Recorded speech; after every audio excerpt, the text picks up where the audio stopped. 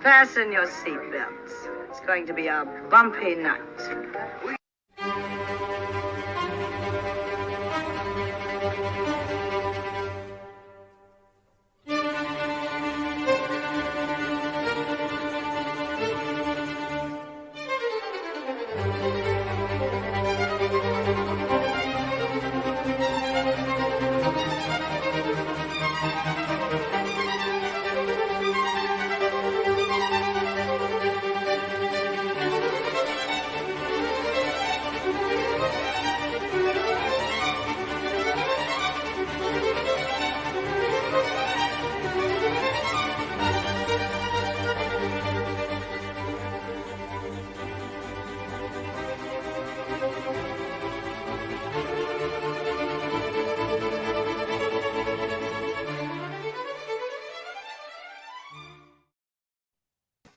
Hello, everybody, and welcome back to the View 52 Challenge. I'm your host tonight, Jack Pinchuk, and with me, as always, as we make our way through classic cinema, is Alex Martinez. Alex, how are you doing tonight?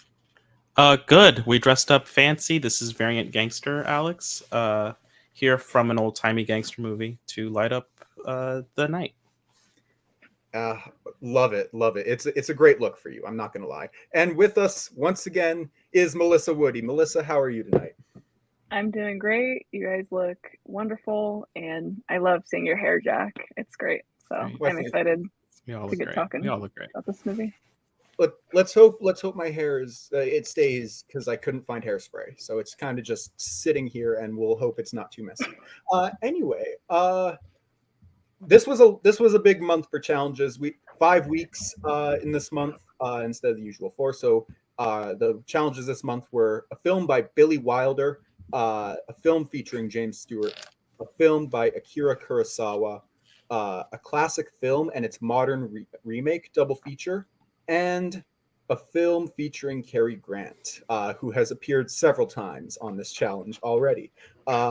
With that, I think we can just get into the first challenge, which is a film by Billy Wilder. Alex,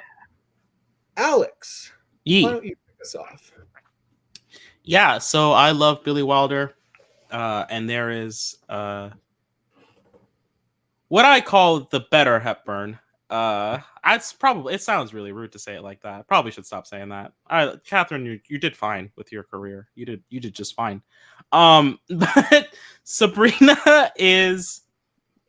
I mean, okay, we have to get past it at a certain point. You can either get past the fact.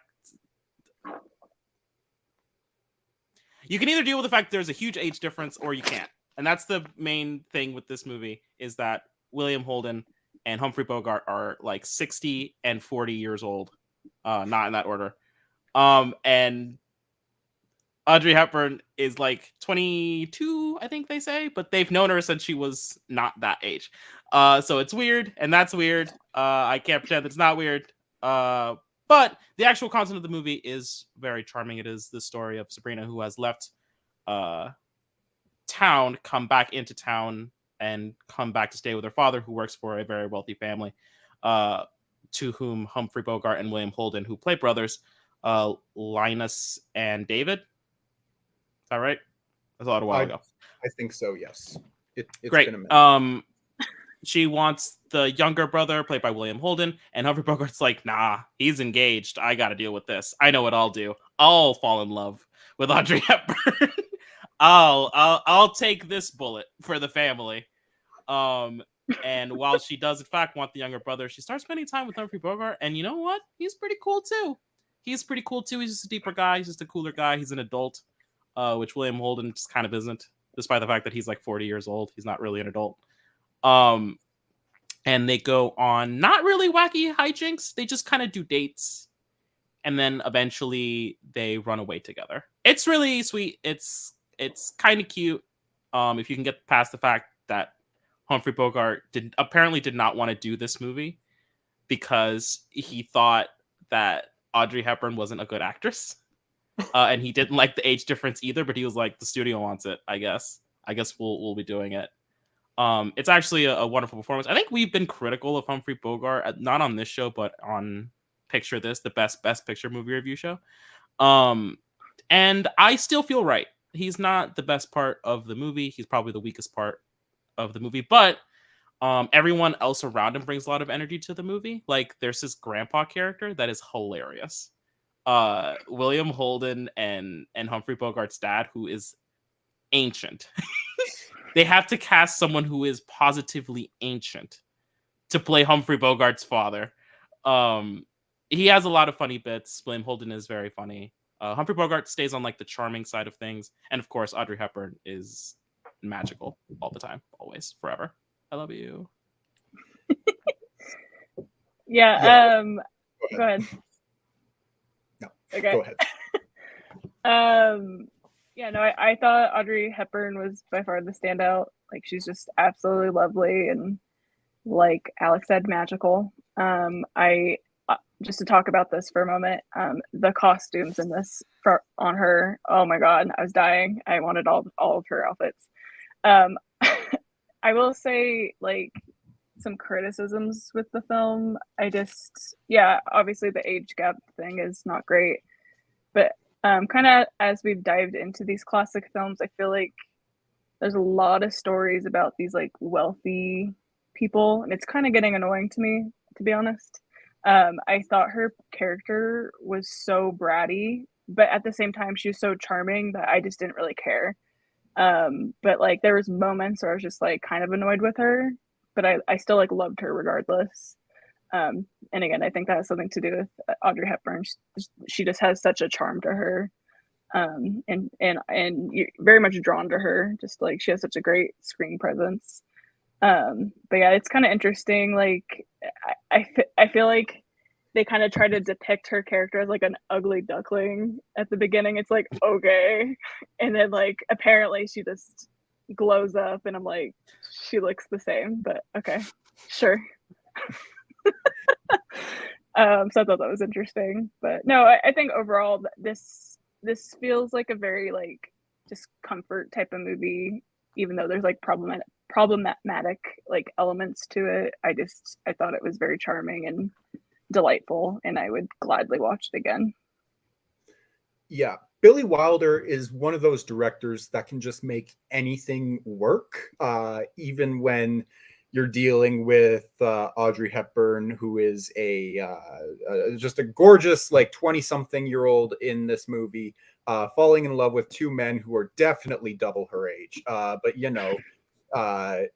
the movie at least acknowledges it, which is more than I can say about My Fair Lady. But the less we say about that movie, the better. Look, this is a really fun movie, and I texted Alex this exchange of dialogue in the movie because I knew I was going to bring it up during the show. And it is some of the most, it's just a really fun exchange of dialogue where Audrey Hepburn's father is reading a letter she sent from Paris. And it says, "I don't think about David very much anymore." And then one of the other servants goes, "That's good, except at night. That's bad." I decided to be sensible the other day and tore up David's picture. That's good. Could you please airmail me some Scotch tape? That's bad.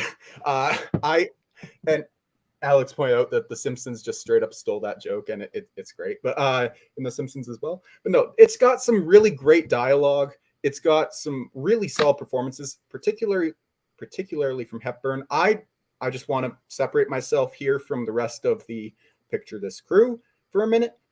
I don't think Humphrey Bogart is bad. Is he the lesser between him and Claude Rains and Ingrid Bergman, the greatest actress to ever live? Yes, but he's still outstanding in that movie Casablanca, and he's still very good in this. He's a solid actor who's just maybe never the clear-cut standout, but he's still excellent. There's some really good laughs in this movie early on when William Holden sits down in the chair and shatters the champagne glasses, and then you get a great callback to that later in the movie when the dad sits down and shatters the tube with the olives in it. The olives. there's some really, really fun moments in this movie. Starts out really dark. Like I wasn't expecting that at all, but it becomes a more lighter affair later on. It's just a really enjoyable time. Also, yes, the costumes, gorgeous. I love the costumes in this. And Anyway. also when Audrey sings Lovey and Rose, oh my gosh, like yes, loved that so much. Forgot to I mention think I speak for all of us when I say everybody loved that. that. Yes. I would hope so. It's a good time. We'll go to mine next because I feel like I want to end on what I would say is the strongest of the three that we watched for this challenge. So the 7-Year Itch. It's a movie. It's a good movie. I'll say that. I wasn't sure what to expect going into this movie, but it wasn't that at all. Basically, this dude, he works a lot, and his wife and child are like out of town for the summer, and he's like, all right, I've got the whole summer to myself. I'm not gonna drink, I'm not gonna smoke, I'm not gonna cheat on my wife. And he keeps on repeating that basically throughout the movie. Like he has to remind himself, nope, I'm married and I'm not gonna cheat on my wife. And he has these imaginary conversations with his wife who isn't there, and they're really, really interesting. I couldn't find the message I sent to Alex, but the one of the first line, it's in like scene 2 or 3 of this movie where he's having a hypothetical conversation with his wife, and he's like, well, I shot my boss in the head, made love to my secretary, and it's just the most wild dialogue that early in the movie. Marilyn Monroe is in this, and she's excellent. It has one of the most famous shots in cinema. I feel like that's fair to say, of Marilyn Monroe on the subway vent thing with her dress. It's a really fun time. Is it one of his lesser films? Yes. I think the only one I have lower is Irma la Douce, but this one is shorter and like an hour shorter, and it's just it's so that kind of puts it above that for me. It's a fun enough time, which is kind of weird to say considering what the movie's about, but it's fun, it's lighthearted, and Marilyn Monroe is a treasure. Yeah, no, this movie was quite a surprise for me for this month in a positive way, actually. I wasn't sure really going into it either, and then as I was starting to watch, I was like, what? I really liked, there's a lot of like meta elements to this movie, and like I think especially like if you're alive during this time period, like I think there's even like there's quite a few like pop culture references of the time and like the movies around this time period that I probably even missed. Like there probably was like more than what I even kind of picked up on this viewing. But no, I thought this is one that actually, like, when I was watching it, I thought it was okay. But like it's more like as I've thought about it more, I'm like really, really enjoying it more, reflecting on it. I thought it was really like clever. And I think a lot of it is just fantasy. Like I don't think the point is to take it very literal. Like I kind of feel like the Marilyn Monroe character wasn't even there. I think it's all just in his mind. It's kind of how I interpreted the scenes of events in the film. But no, I thought Marilyn Monroe was by far the standout. Like I think she has great comedic like timing, and I think she's a great comedic actress. Now that I've seen quite a few of her movies at this point, but yeah, no, I actually really enjoyed this one, even though it's known as a lesser Billy Wilder, which again he doesn't really miss too often, or really ever, in my opinion. I would agree with that. Also, one thing real quick, in Sabrina, they mention going to the 7-Year Itch, like the play, and the next year he came out with this movie, which is a really fun detail I noticed watching Sabrina after 7-Year Itch. Nice. Anyway. Alex. Yeah, this movie like reeks of like a certain kind of fantasy that like you see that person over there, they're insanely into. Like I think we all want like to have like we've all had that like idea of like that person over there. They like me, they're attracted to me. And this is just kind of playing into that kind of aspect of people's lives. When in fact you're probably just having an interaction. Like you're probably just talking. Because I don't think that like for Monroe, if she was there, that's an interesting perspective. I hadn't even considered that the idea that maybe she wasn't even there. Like this is all in his head. Like for Monroe, this is just the neighbor's being nice, and he's like, I'm gonna cheat on my wife today. Like he's the two are having completely different moments in time, and that is where the comedy comes from for me. Is this like cosmic misunderstanding? um and like that is funny. Like Monroe herself isn't like, she has great comedic timing, but it's not like she's not doing jokes. Yeah. She has lines that are funny, and that's I think for this week the writing of all of these characters, you know, particularly the comedies. The next movie isn't so much a comedy, but like for the comedies at least, like it's as important to like be in a funny situation than it is to like just have a bit, like have a hokey bit. Like hokey bits don't actually get you any like very far with these movies, but Mhm. like being in that moment, like the moment itself can be funny. And I think that's what Wilder's like best at, is finding a funny idea and just hammering it until you like, he's like, I think I've hit this from every angle, we're done here, let's go home. We did it. He cheated. Although I will say the ending really bothered me. Because That's if I and I Melissa, I mean I'm not married. Melissa, you're married. If you hadn't like if your husband just showed up and he was like wearing lipstick and he was like, see, I've been good. Like what? That wouldn't fly, would it? That wouldn't be No, cool.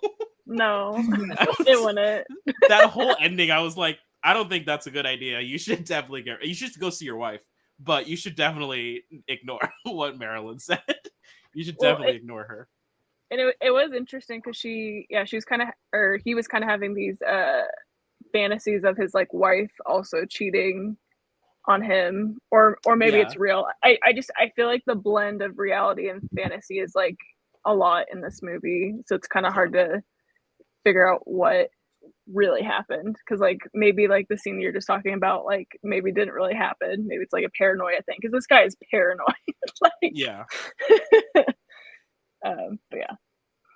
Yeah. Also, something Alex said is they're both like they're both in their own little moments while they're having like the same or they're having the same interaction, but they're both in their own little moments. Like he's filling up martini glasses, and he's like, "It's undeniable. We're both attracted to each other." Meanwhile, she's sitting on the chair, like, "My apartment's just too hot." God, it's so hot in here. This is better. This is Well, better than up there. maybe if I slept in the bathtub again. No, it's just they're both like on completely different pages, and it's just so fun to watch.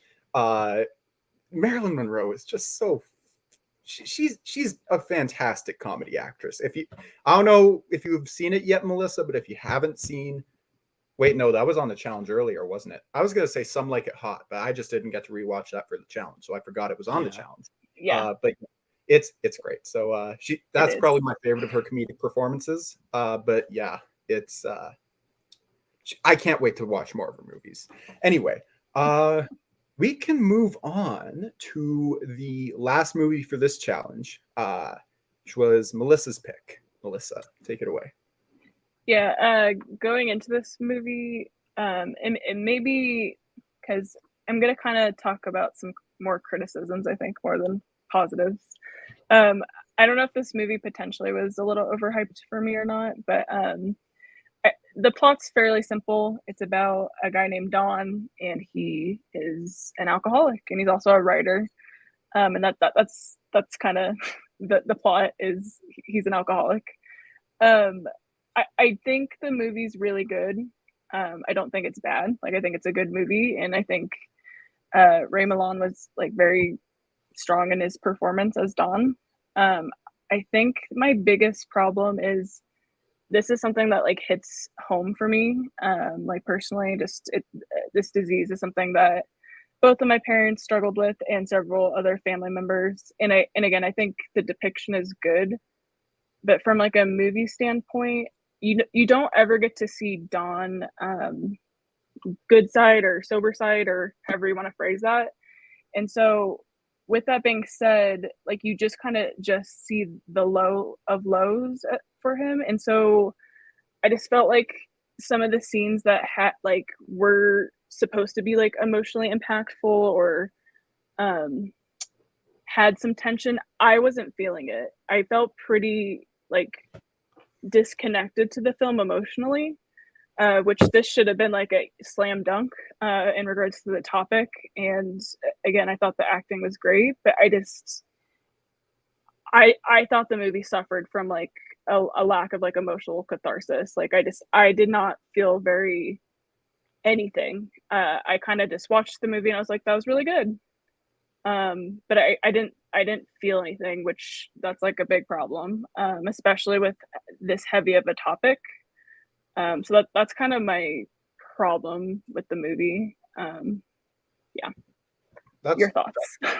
that is totally fair. I get it, and I am kind of responsible. Not kind of. I am like 75% responsible for a little bit of that overhype you were talking about at the beginning there. And I think Alex is probably closer to the other 25% because Alex did also talk this movie up quite a bit. But I think it's just this is a movie that also hits close to home because I've had I've known a lot of people or I've known a lot of people that have gone through this same thing with alcoholism and addiction, and it's just a movie that the first time I saw it just absolutely floored me. Going in knowing like nothing about what it was, I was just trying to watch Best Picture winners and kind of round those out.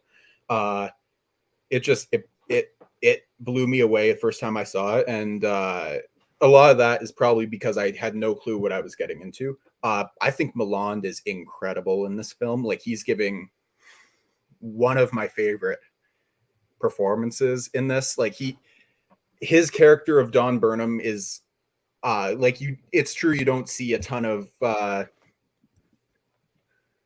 the other side of Don. Like they talk about the two Dons in this movie, Don the writer and Don the alcoholic, and you don't see as much of Don the writer in this, and which is a little something that never bothered me all too much because I feel like those characters, those two versions were both very intertwined throughout the film. But I think it's a great performance, and Jane Wyman gives a really good performance as his girlfriend. I believe they're not married in the movie. I think they're still like dating his girlfriend, and she's kind of like the emotional core for the of the movie for me. And it's just a movie that I have seen a few times, and it's really impacted me every time I've seen it. And like but I totally get everything you're saying. And you were not the first person to tell me that it was just a touch overhyped. Because read Cam's review, you'll see what I mean. But no, Alex. I guess it's gonna be one of those where we like fight over perspective, because I think when I watched The Lost Weekend, I had an interesting thought, and that is I don't think that Don's gonna be okay. Like when I watched The Lost Weekend for Picture This when we covered it, and I had this kind of horrible thought of this character's kind of stuck. This is just one weekend of Don's life. It's a relatively short amount of time that we spend with him. The movie in and of itself also isn't very long. It's also one of those things that like this movie is stuck in the Hays Code period, so they couldn't get as gritty as I think they would have liked to. And all of those things, I think it really compiles in a way that walks this really interesting line of we're gonna tell this story in a way that's like gritty but not unbearable, because they couldn't. If I imagine that like a modern director getting a hold of this, and like I don't even know who would do it. Like if Aronofsky made The Lost Weekend, it would be unbearable to watch. It would be the most horrifying movie Yeah. to get through. Just watch Requiem for a Dream at that point. Yeah, it would be horrifying. So I think Wilder was actually like an interesting choice. I think the editing of this movie is like one of its strongest suits. Ray Milland putting in an all-time performance of just sweat and like just being like as like gross and grimy a person as he possibly could be. I think it's an all-time performance. When we did the best classic performances poll on the Facebook page, this would have been my number one. I think we got to the semi-finals or something. Yeah. I think this was probably one of my favorite Best Picture winners. Probably my favorite that I discovered during the Picture This show. But yeah, I completely understand that like this is not going to be everybody's cup of tea. This is not going to hit everybody in the same way. I completely recognize that. Oh yeah, for sure. Yeah, I'm very curious to see how it plays on a rewatch. Again, I really struggled to emotionally connect with the characters. It felt like I didn't understand like why kind of Helen was so upset, because it's like we don't really understand, like I don't know, for me I didn't understand who we were really losing, because I only saw the part that has already been lost. So I was having a hard time kind of emotionally connecting with it. But yeah, we'll see. Again, great performances, and it is a good movie. It's just the emotional aspect for me wasn't hitting, unfortunately. That's totally valid. Although I do want to say one thing before we move on quick. This is one of the movies, like there's movies that have like a score that works for the movie, but not a ton that like elevate the movie because of the score. I think the score for this movie elevates the movie a lot for me. It works so well in the movie, kind of a very disorienting score, and kind of puts you in a certain mindset.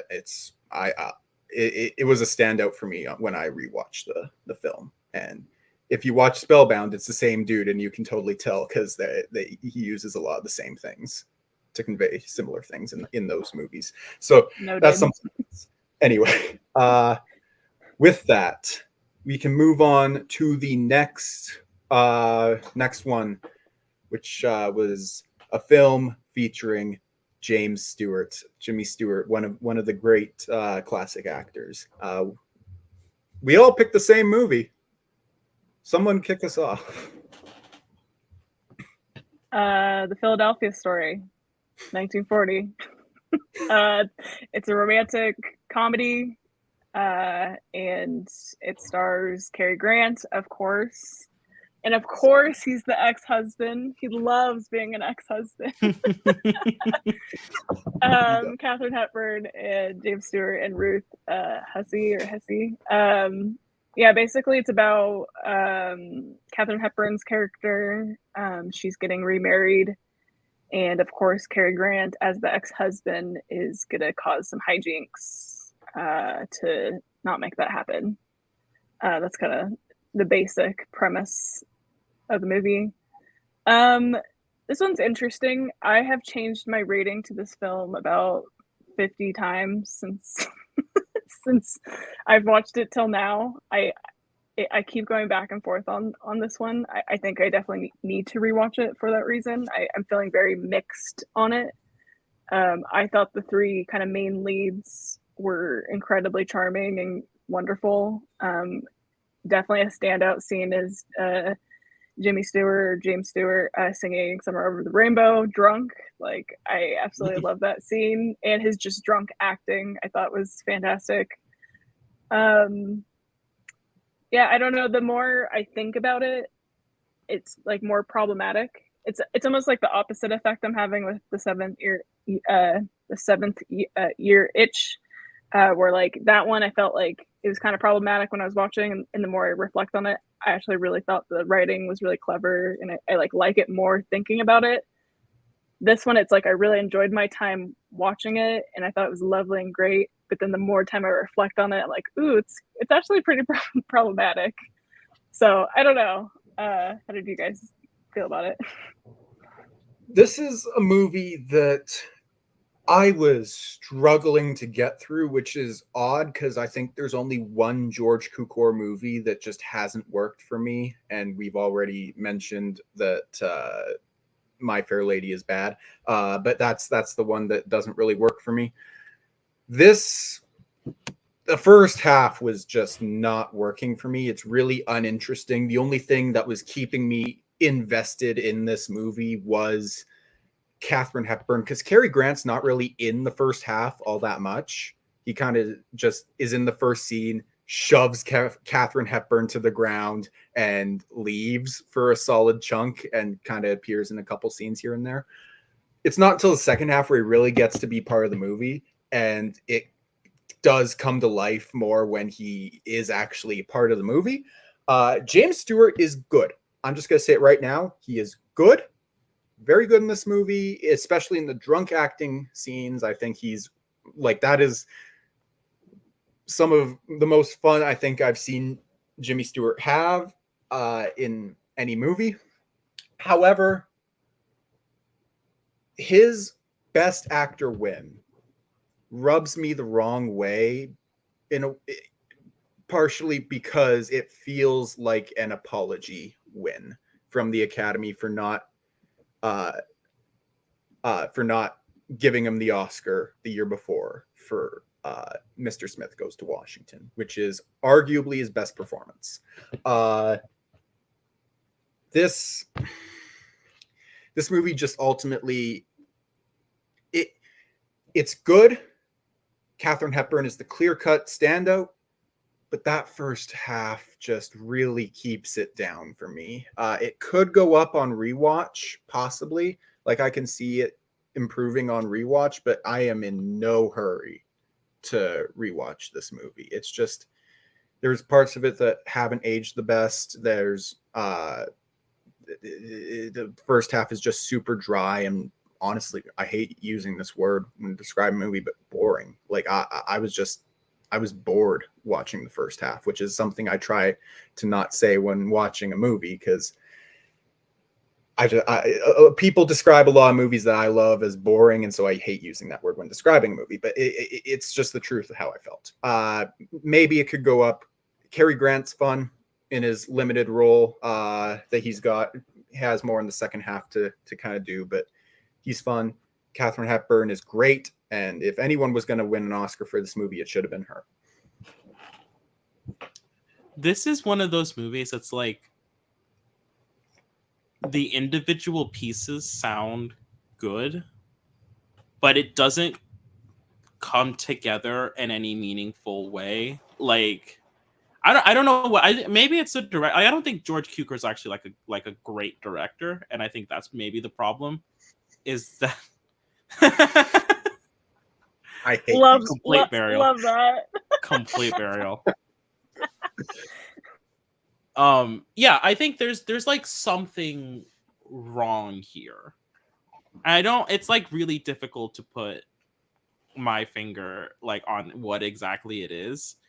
It's like it just kind of all happens, and you're sitting there, you're like, yeah, oh, good, Katharine Hepburn, yeah, great. And by the end of it, you've lost the plot so many times, but there are like scenes that you're like, yeah, that was good though, that was fine, yeah. And then I think for me, my biggest sticking point was the ending. I hated the way this movie ended. Don't go back to Cary Grant. What are you doing? Stewart's right there. You had great chemistry with Stewart. Marry that guy. You didn't know the other guy anyway. get rid of this Cary Grant guy. Get rid of the guy you were gonna marry. Mary Stewart. What are you doing? What are these wasted scenes of you two getting to know each other? Why are we here? Why are we here? Yeah. It was a complete fumble of the ending. I don't think the Philadelphia story is trying to be funny. Like, when it's trying to be funny is when it's at its worst, like Stewart poking around the rich house and he's like, ooh, a spoon. Like, it's not, it's like that's what I'm talking about when I'm like, this is a hokey bit that you're doing and it's not good. But like when it's just charming personality means charming personality, that stuff is fine. But when it's all right, the point of the movie, oh my god, it's not good. It's bad. It's actually like kind of bad. It is just saved by the fact that it is James Stewart, by the fact that it's Katharine Hepburn, by the fact that it's Cary Grant. Those are all such charming personalities that it manages to save like this kind of dry script from being just like fine.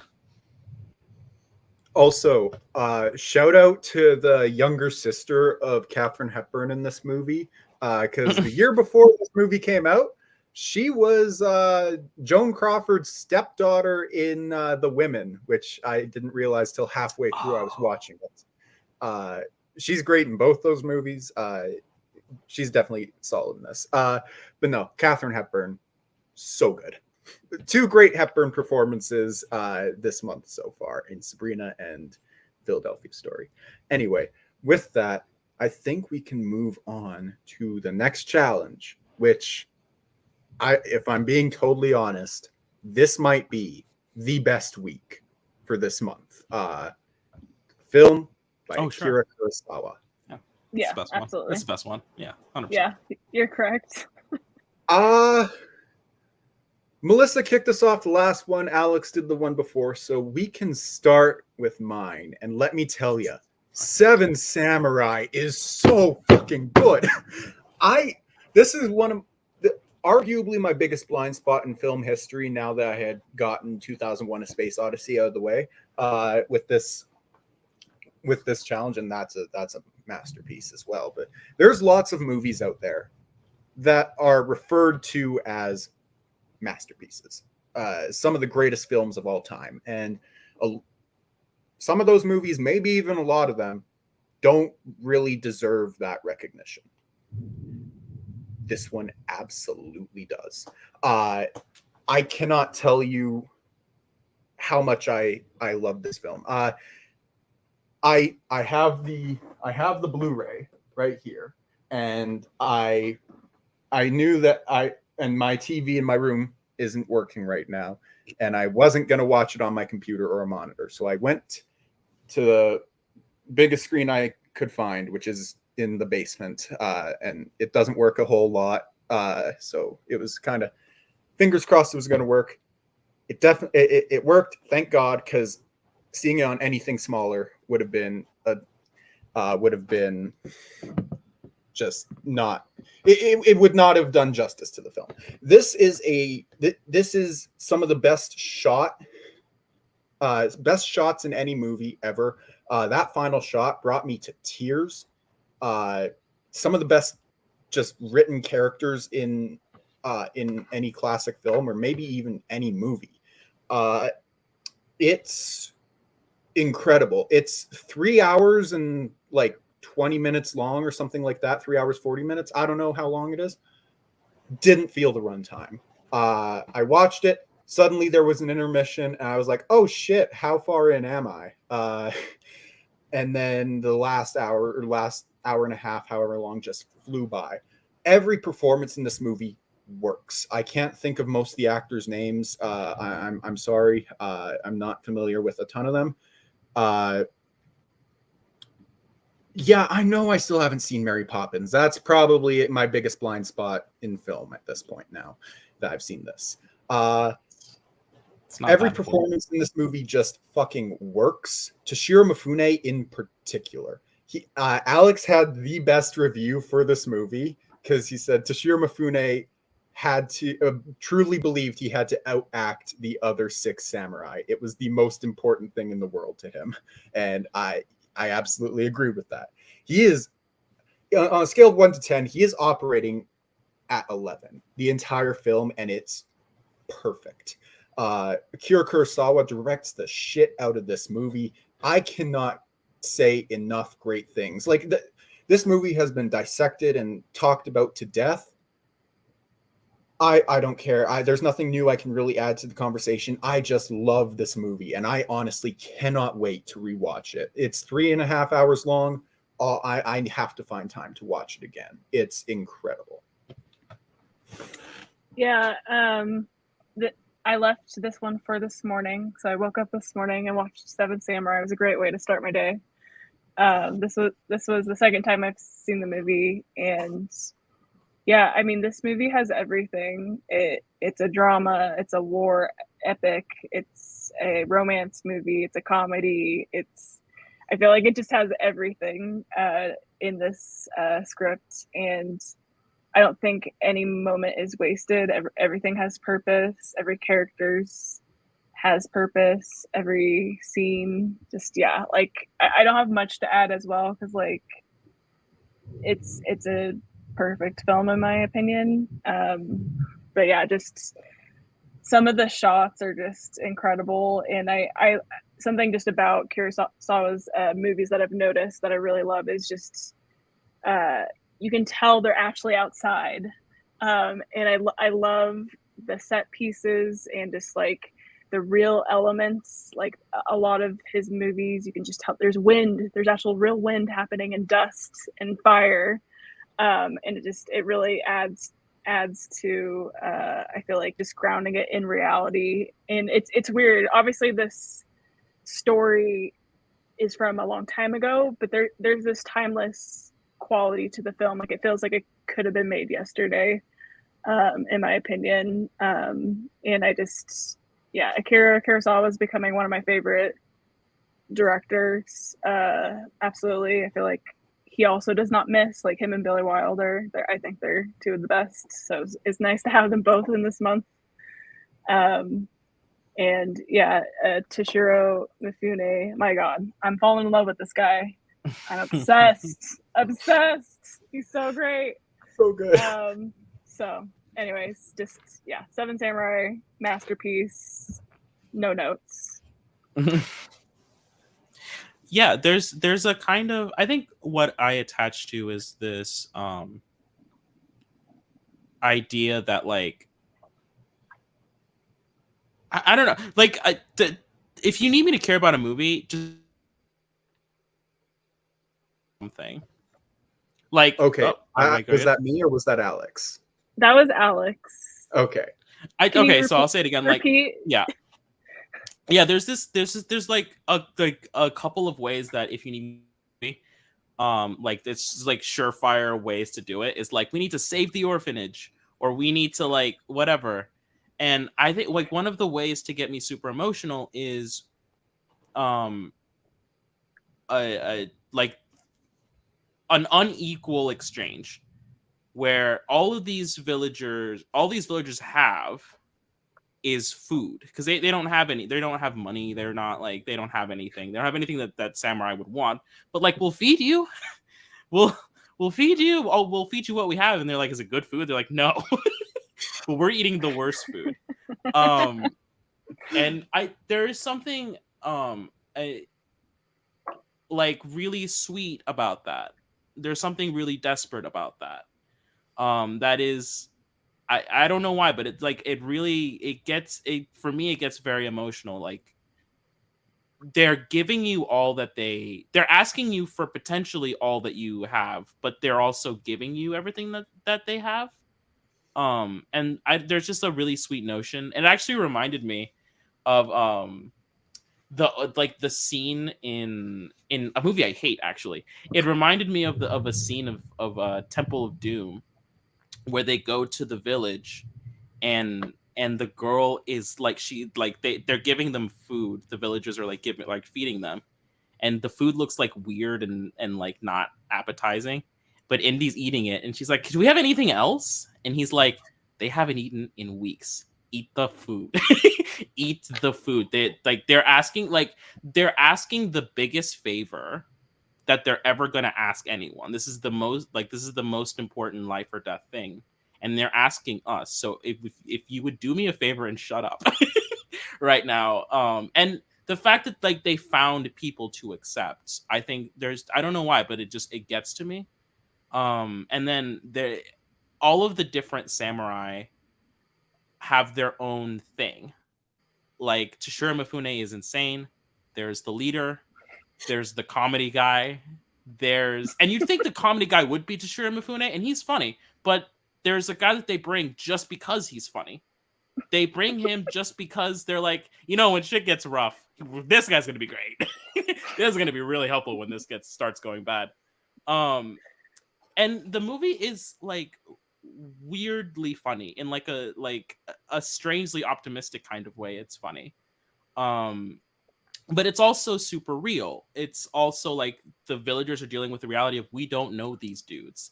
So like we have to hide the girls. We have to hide the sake. We have to hide if we have any money, we have to squirrel things away. People are running. They have to train these people. And all of that adds to the runtime, but none of that time is ever wasted. Like it's a 3.5 hour movie, but it's not empty calories.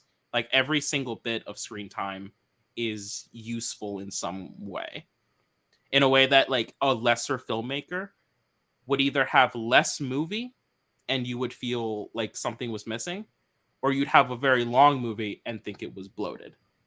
And instead, Seven Samurai is like a perfect cut of like, no, all of this is important, where we can't leave any of this out. Otherwise, something will be missing or something will be wrong. I don't care if it's 3.5 hours. It's like, going to be interesting the whole way. Yeah. Yeah, no, this movie, I have a list going on Letterboxd that Alex knows about because I sent it to him of every you and your secrets. Every movie I've seen this year for the first time, excluding like 2022, 2023 movies and The Color of Pomegranates, ranked because I just don't know how to rank that shit. But this instantly became my number one. It's incredible. It beat The Clock, which is a Garland and Robert Walker movie, which is basically Before Sunrise, but before Sunrise, and it's great. It beat Forgetting Sarah Marshall. It beat Singing in the Rain. It's incredible. I love this movie so much. It burst into my top 100. I can't wait to revisit it. Also, just the most badass thing in this movie is this dude is like, we need one of their guns. I'm just gonna go out, take their guns, or take one of them and bring it back. He goes out by himself, and then later on he comes walking back, holds the gun out, and is like, two more down, and then goes to bed. It's like, this guy's awesome. Yeah, this movie is so good. I can't wait to revisit it. Anyway, before I start rambling about this movie, Alex, take us to the next one. Often cited as the inspiration for A New Hope. God, I really should have written that script. Often cited as the inspiration for Star Wars, otherwise known as A New Hope. The Hidden Fortress is it's a movie about, and stop me if you've heard this one before, two guys that argue a lot. There's a princess that we gotta get somewhere. There potentially are riches. I don't know. An experienced general. Sounds really familiar. Yeah, The Hidden Fortress is a neat little movie about just kind of being on the road, being on the run. I saw it. I picked it mostly because of its connection to Star Wars, and that was an interesting experience. But just on its own, it's actually like a cool little movie. It's probably somewhere on the lesser end of the Kurosawa movies that I've seen, of the very few that we've seen, mostly for the show. But it is a really interesting, enjoyable, like, road trip movie. Toshiro Mifune kind of like gets to be serious for a minute, and it just spends the movie like corralling these two like peasants that he finds into doing manual labor he doesn't really want to do. And he's like trying to get this princess to safety with this like treasure that they've got concealed on them, and they're just trying to get somewhere, and there's roadblocks everywhere, and they have to like figure out ways to slip past while people are looking for them. I'd say my main issue with The Hidden Fortress is that it is a very convenient movie. It is very like you pick up someone along the way and they're like, hey, have you seen 5 dudes specifically? And they're like, no, we're 6 dudes. We're 6 of us. And they're like, that's a good point. I'm going to keep looking that way. If you see 5 people specifically, you let us know. All right, we will. And then the whoever is looking for them rolls off, and they never circle back around. You know, the kind of movie where like you get past the checkpoint, and then the person that was looking for you reaches the checkpoint seconds after you've left. Like there is a 100% chance they can catch up to you, and they just don't. It's that kind of a movie.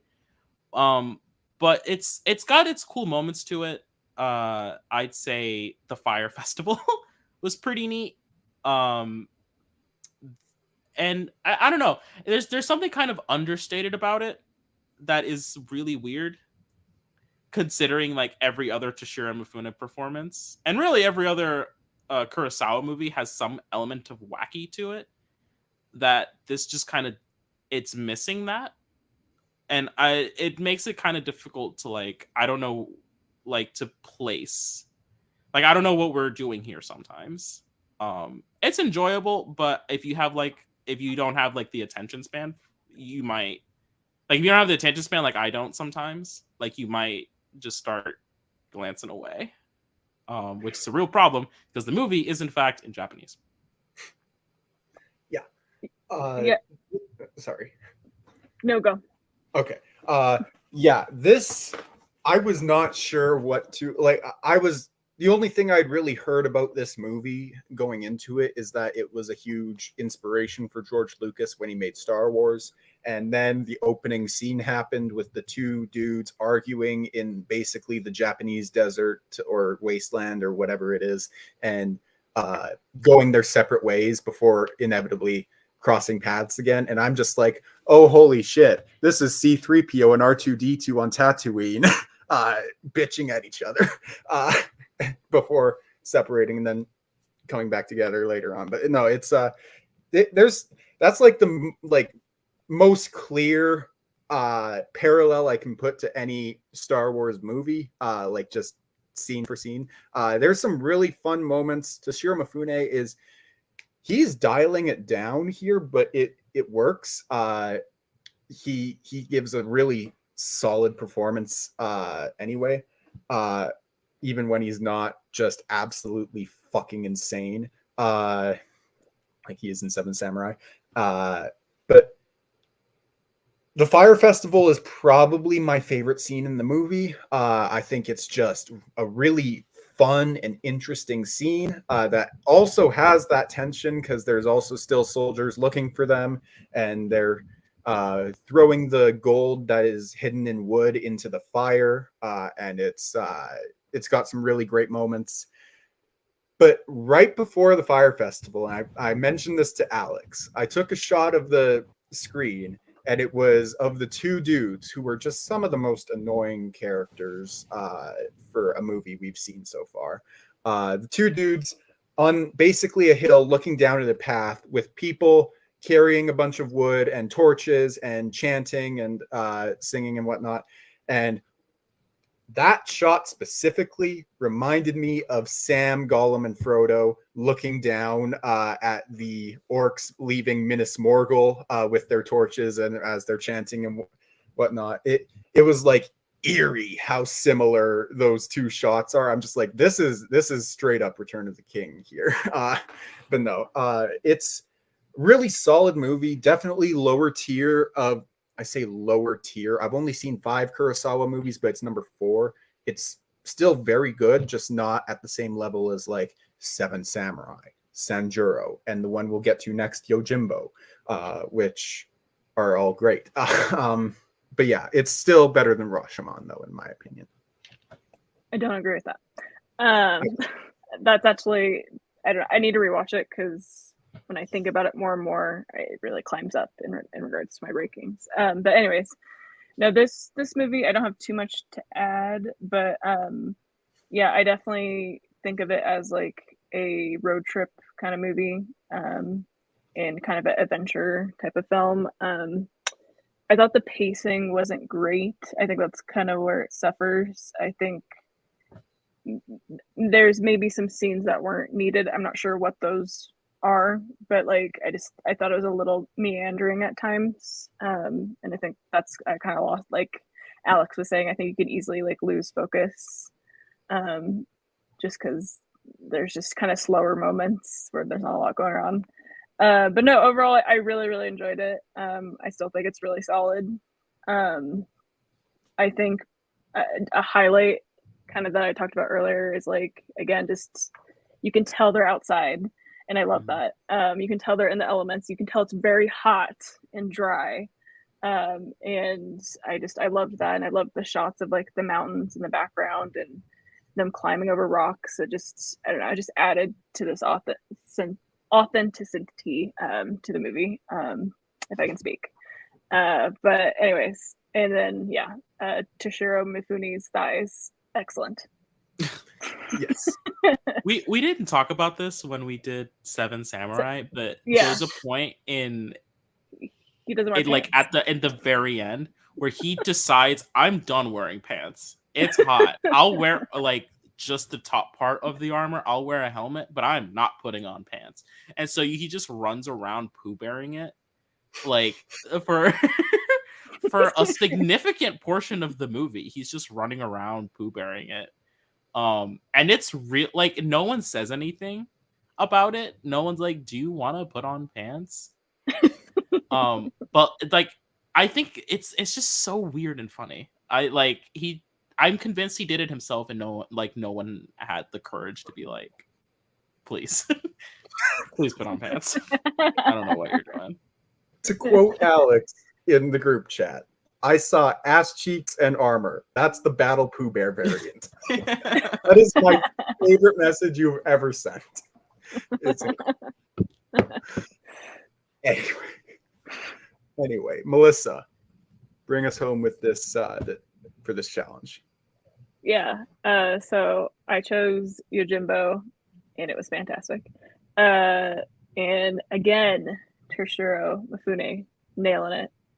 So he plays a I think they call him a Ronin, and he comes into town, and there is kind of two gangs, two clans. I don't know how you want to name it, but and they both want a bodyguard, and he kind of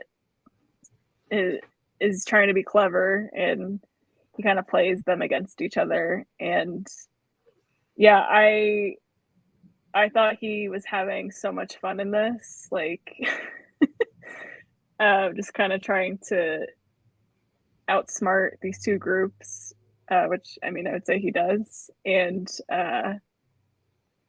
yeah, I just some of the shots that I loved is it's like he's like slow, it's kind of slow motion, or not slow motion, but he's like slowly kind of walking, and again just like dust and wind are just kind of behind him. Like I loved that shot. I thought it was fantastic. And another scene I really really like is I kind of like thought about it in my mind as like a lifeguard, but it's like he's like sitting in between the two like gangs, and he's kind of just like smiling, and he's really happy with himself, kind of watching them go at it. But I was like, lifeguard Mifune's up there watching things go to chaos. Yeah, no, this movie was a lot of fun and really fantastic. It's definitely high up there in regards to the Kurosawa movies I've seen so far. I definitely want to rewatch it at some point. Also, another scene I really like is the shot of the dog with the hand Yeah. in his mouth. And shout out to the guy with the big hammer, even though he Doesn't use it. doesn't use Not it. once. Not once. Yeah.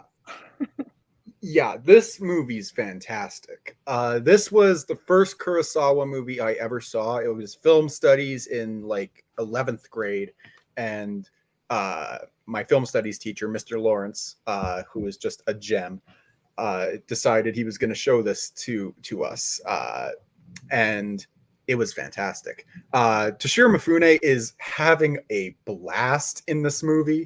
That like lifeguard scene that you were talking about is so comical. It's so funny. How both sides are like pissing themselves, absolutely terrified to like go into battle against the other side because they're scared of what's going to happen.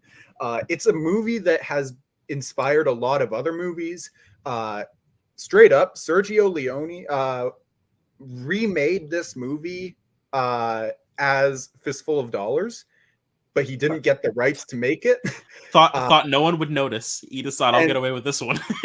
Yeah, and got sued by Kurosawa, and that delayed the release of the movie for like a couple years. It's kind of interesting. You should definitely read up on that. But it's a lot of fun. There's the movie, the scene in the movie that is like the clear standout for me is when Toshiro Mifune just says "fuck it" and pulls out his sword, slice it like is like slicing right through these guys, dicing them up, and cuts one dude's hand off, like and puts his sword away, and it's like he was bored while doing it. It's like he was just frustrated he had to do it. He's just one of the most badass characters. It's definitely up there as like if Seven Samurai wasn't fucking perfect, this would be my favorite Kurosawa film. But like, it's so good. Also, there's just been movies that have straight up lifted dialogue from this movie, like The Hateful Eight. There's a line in The Hateful Eight where I think it's Michael Madsen's character. I could be misremembering the character, where he says to maybe it was Samuel Jackson's character, my gun, I feel naked without it. And that's legit a line that's in this movie, as the dude that has the pistol is like defeated and laying on the ground. It's definitely a movie that's influenced a lot of filmmakers, and you can see why. It's fantastic. I love this movie so much. I'm sad I didn't get the opportunity to rewatch it, but this month just got busy. Great pick, Melissa. Yeah, Yojimbo's like weirdly funny. In a way that like it's a movie about what happens when like a town's economy completely collapses. It's like weirdly funny. And there's these like gross looking side characters that are clearly supposed to be like overstated, like, oh, this guy, like he looks incorrect. It's like the nephew or the son, like the of one of the families. I think it's the Silk family. He's got this like really round face, like just like a really strange looking like dumb guy. And so like there are these like fun side characters to it, but it's just like Toshiro Mifune walking into any given town is the premise for a movie. Like it's just him. Like, yep. Kurosawa's filmography is just I'm gonna let Toshiro Mifune loose on this one, and we'll see what happens. And in this one, he like there's just one of him, and he gets his ass kicked like a few times, and then he like in the middle, he's like, I hate it here. What are we doing? And it's like weird. It's like it threw me. It's like kind of like at first it was like off-putting, and it wasn't until the lifeguard Mifune scene Because he does. He like just takes a perch, and as the two gangs start fighting, and he's like a fighter. He's a soldier, and these two groups are like running at each other. Ah! Ah! And they're like just advancing and retreating, and he's like, "What are we doing, gang? What are we doing here?" And you're laughing along with them. It's like weirdly funny for a Kurosawa movie in a way that I think is very strange for what the movie's actually about, which is the derailment. Honestly, if there was like an equivalent to this movie, do you know what this movie's a lot like? Is RoboCop. Just one guy, like one random guy that's stuck between these two forces, and he's like, I don't know what I'll figure it out. We'll figure it out on the way. And he has help. He has the help of one person, and he has to try and bring down both groups. It's like really, it's a good time, Yojimbo. Yeah, I rewatched it a while ago, but I didn't get to rewatch it for this. If I can, I will get to it again because it's fantastic. Toshiro Mifune is just a delight to watch in everything he's in. Anyway, with that, we will move on to the next challenge, which is a classic film and its modern remake. What the fuck? Yeah, it's. I haven't seen A Fistful of I Dollars. haven't seen A Fistful of Dollars anymore, but I feel like I have because I've Too seen smart for me. Yojimbo. Also, we're being totally honest with ourselves. Toshiro Mifune, Clint Eastwood. Oh, 100%. Kelly, let us Look, know. I Does like it have Clint a battle Eastwood as Clint much Eastwood, as like like- a lifeguard Clint Eastwood scene? If it doesn't have a lifeguard Clint Eastwood scene, I don't want it. Look, I like Clint Eastwood as much as the next guy, but like Toshiro Mifune is on another level. Anyway, Alex, you can kick us off here. Okay, so a classic film and its modern remake, A Star is Born. The story of looking at a person you just met and then being like, "Hey, can I do that again?" That was really cool. I like that. No, actually, it's the story of, the classic Hollywood tale of for one star to be born, a different one has to die out in a horrible way. This. You know how careers work. You have to marry someone who is super famous, and then they die. Showbiz. Showbiz, baby. Yeah. So I had seen the 2018 A Star is Born, directed by Bradley Cooper. I had not seen the 1937 version of A Star is Born, which is about pretty much the exact same thing, except one is about music and the other one is about film. The 37 version stars Frederick March and Janet Gaynor. I would have picked the 54 one, but I wasn't interested in whoever is in. That's the Garland version. I wasn't interested. I don't care about Judy Garland. Sorry. Sorry. I much prefer Janet Gaynor and Frederick March. Or at least I thought I would when I started it. And then I started watching A Star is Born from 1937, and I thought, this is boring. This is drab. And it's kind of a problem that I'll get to later on in the episode, but I think I'm really burnt out on drab rich people dramedies. So I watched A Star is Born from 37 and I thought this would have been an excellent radio play. This would have been a great audio drama. But instead we have a movie and they go on road trips. He's an alcoholic. They go on road trips.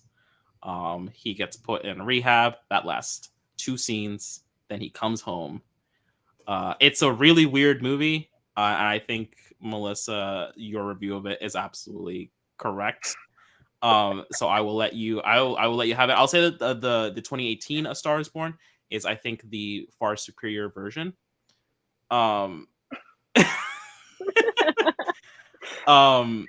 I think the 2018 version is far superior, and I think a big part of that is that they give you stuff to look at.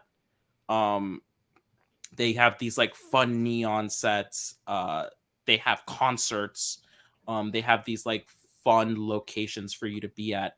And I think they just give you more conflict between the couple.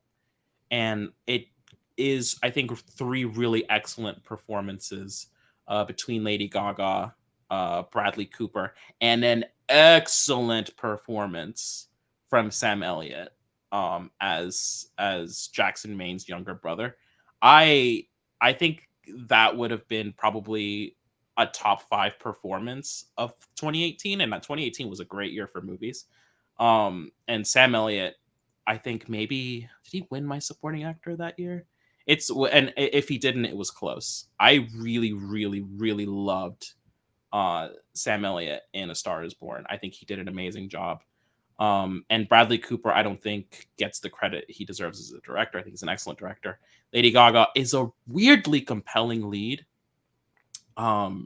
Like for being not as experienced as the rest of of the people that are in the cast, she does an amazing job keeping up. And I think that the movie overall is probably the best interpretation of that that we've seen. So there's been there's like several different versions of this. There's like 3 Indian versions of this movie that I also kind of want to see because that sounds really interesting too. So I'll have to check this out at some point in time. Yeah, I'm in the same boat as you. So I had seen the 2018 version, but not the 30s version, and I haven't seen any of the other versions that are out there. But yeah, I am kind of curious to see all of them at some point. But yeah, very similar. And yeah, my review basically was I enjoyed the first 20-ish minutes, the last 20-ish minutes, and everything in between was boring and like forgettable. This movie's also very problematic as well. Like I can't even really remember all the details, but I just it was very like misogynistic and like cringy. But it's the time period. But I still don't like it. Yeah, I by far prefer the 2018 version. I absolutely loved it. So it was one of the ones I got to see in theaters. Me and my husband absolutely loved it. We listened to the soundtrack for like a long time afterwards. And now it's just, in the mix, in the shuffle. But yeah, no, I think I definitely want to see that one. I've heard good things, so I'll see it at some point. But yeah, no, I think the 2018 version really elevates it because, yeah, I think the music is great. And yeah, there is a lot more things to look at as well. And yeah, like it's really an intense ending. I will say the death scene in the 30s version, I know it's weird to say, but that was probably one of the better moments. I thought it was very beautifully shot. Him kind of going into the ocean. And it's really sad, but it just, again, kind of going back to the Lost Weekend a little bit, the emotion wasn't really there for me. I just didn't have investment in the characters. I didn't really get the chemistry between them. Versus, my God, Lady Gaga and Bradley Cooper. It's like kind of incredible, the chemistry that they have. It's really engaging. So yeah, I would say so far in my Star Is Born universe, I would say the 2018 version is supreme at the moment, from what I've seen so far. That's I have thoughts on those movies, but I totally get what you're saying. Now, I just want to say real quick, Lady Gaga and Bradley Cooper have great chemistry. This movie, like the 2018 version, has a great soundtrack. Shallow is a great song. Was it overplayed? Was it overplayed? No. Yes. Yes. Yes, it was, but the song is still very good. I hate agreeing with Adelaide, but they're right. 54 beats both of these. That movie is legit incredible. The Man Who Got Away is just, I love that song so much. That scene is great. Judy Garland is incredible, but it's the 37 version, Janet Gaynor and Frederick March in the 2018 version, Lady Gaga and Bradley Cooper. Bradley Cooper is a very good actor. I'll talk about the 37 version actually first. Decent for the most part. I think Gaynor's performance and March's performance elevate it, and I think while they're probably not the best people that have ever played Norman Maine / Jackson Maine and Allie / whatever Esther, I believe was the name. I can't remember.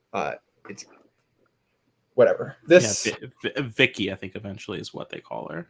Yeah, Vicky Lester. Well, while they're not the best, they're probably honestly the worst out of the three duos to portray the characters that I've seen. They're still solid, and they elevate the movie enough for me to really enjoy the film.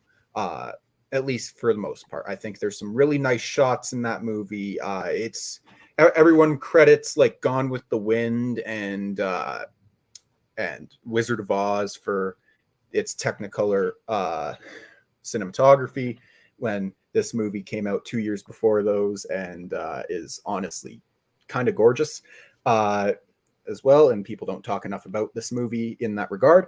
But yes, there's definitely some elements of this movie that are absolutely of the time, and they don't all work, especially now. However, the thing that 54 and this version get right, that I think the 2018 version fumbles, is the thing that sets Jackson / Norman, or whatever his name is in the other ones,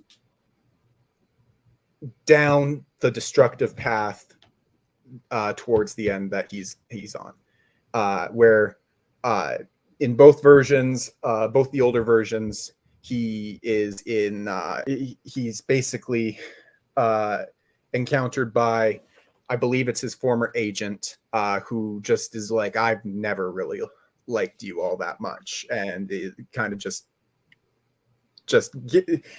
tells him exactly what he thinks, and then he hears that Esther is going to give up her career to take care of him, and then he walks into the ocean and drowns.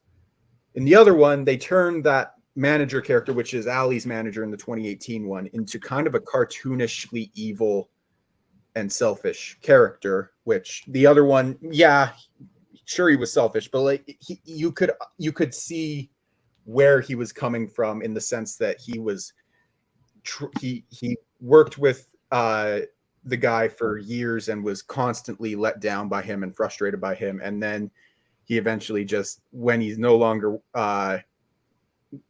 working for him, gets to tell him exactly what he thinks. Meanwhile, this guy who's Allie's manager is just like, you are just the worst thing to happen to Allie, and it's honestly embarrassing that she's with you, and you should honestly do something about that. It kind of just putting that idea into his head. I think that is honestly really kind of a stupid addition.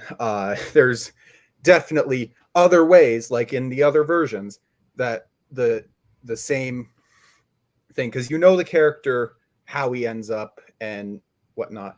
There's different ways to get there, and I felt this one just was really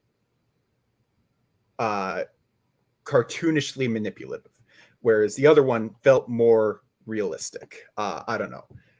It's not it. Regardless, that fact aside, I think Lady Gaga is good in the movie. She's good. She's not like Oscar nomination, like great. She should have been nominated for an Oscar, but not for Best Actress, but for Best Original Song, and she deservedly won that. Sam Elliott is good. Honestly, bordering on great. It's probably his best performance, but that's not saying a whole lot. He's consistently good in his stuff for the most part, but he's never really great. This is the closest he gets to being great. I don't know if I nominate him, honestly. He's good. almost great. Bradley Cooper is the standout to me. He is clearly the standout. He's giving a really solid and emotional performance. The scene, yes, the shallow scene is probably where the movie peaks for me. Yeah, that I knew as well. He dies in a car crash, and they do evolve with how the period that they're in. But yeah, that I knew he was in a car crash, and that's honestly because I knew he was in a car crash. I thought that's how he died in every version before the 2018 one. Until I saw both the 37 and the 54 version. And the 54 version is perfect, and I love it. And Judy Garland should have won an Oscar for that movie, but we'll get to that next month. But yeah, I don't think that the performances, other than Cooper's, are particularly great. They're all good to really good, but Cooper is the only one I would call great in this. People were upset when he was not nominated for Best Director at the Oscars, and I don't think he should have been nominated. I think he's perfectly good behind the camera, doesn't really do anything super special, in my opinion.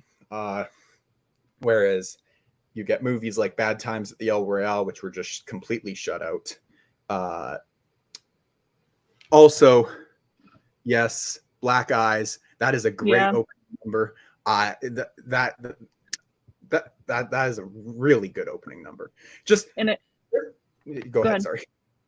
No, I was just gonna say. I think the ending song is really, really strong. I think it's a very strong moment for Lady Gaga. The "Never Love Again" song. I cry every time.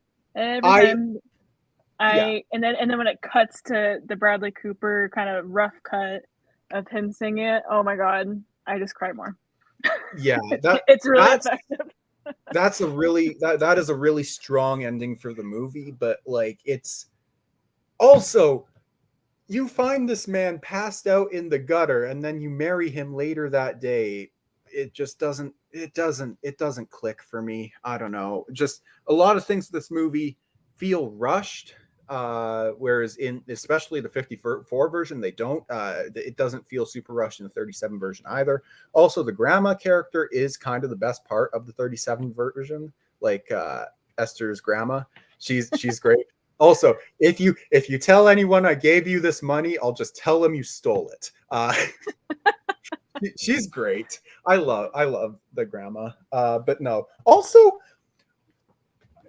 I gotta talk about this. Louise Rayner was in The Great Ziegfeld the year before this movie came out. She won Best Actress, and what a Best Actress win right there.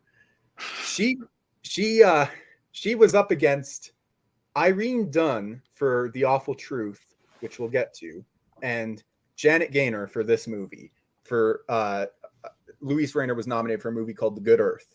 This performance better be great, because I would personally give it to Dunne. Or Gaynor.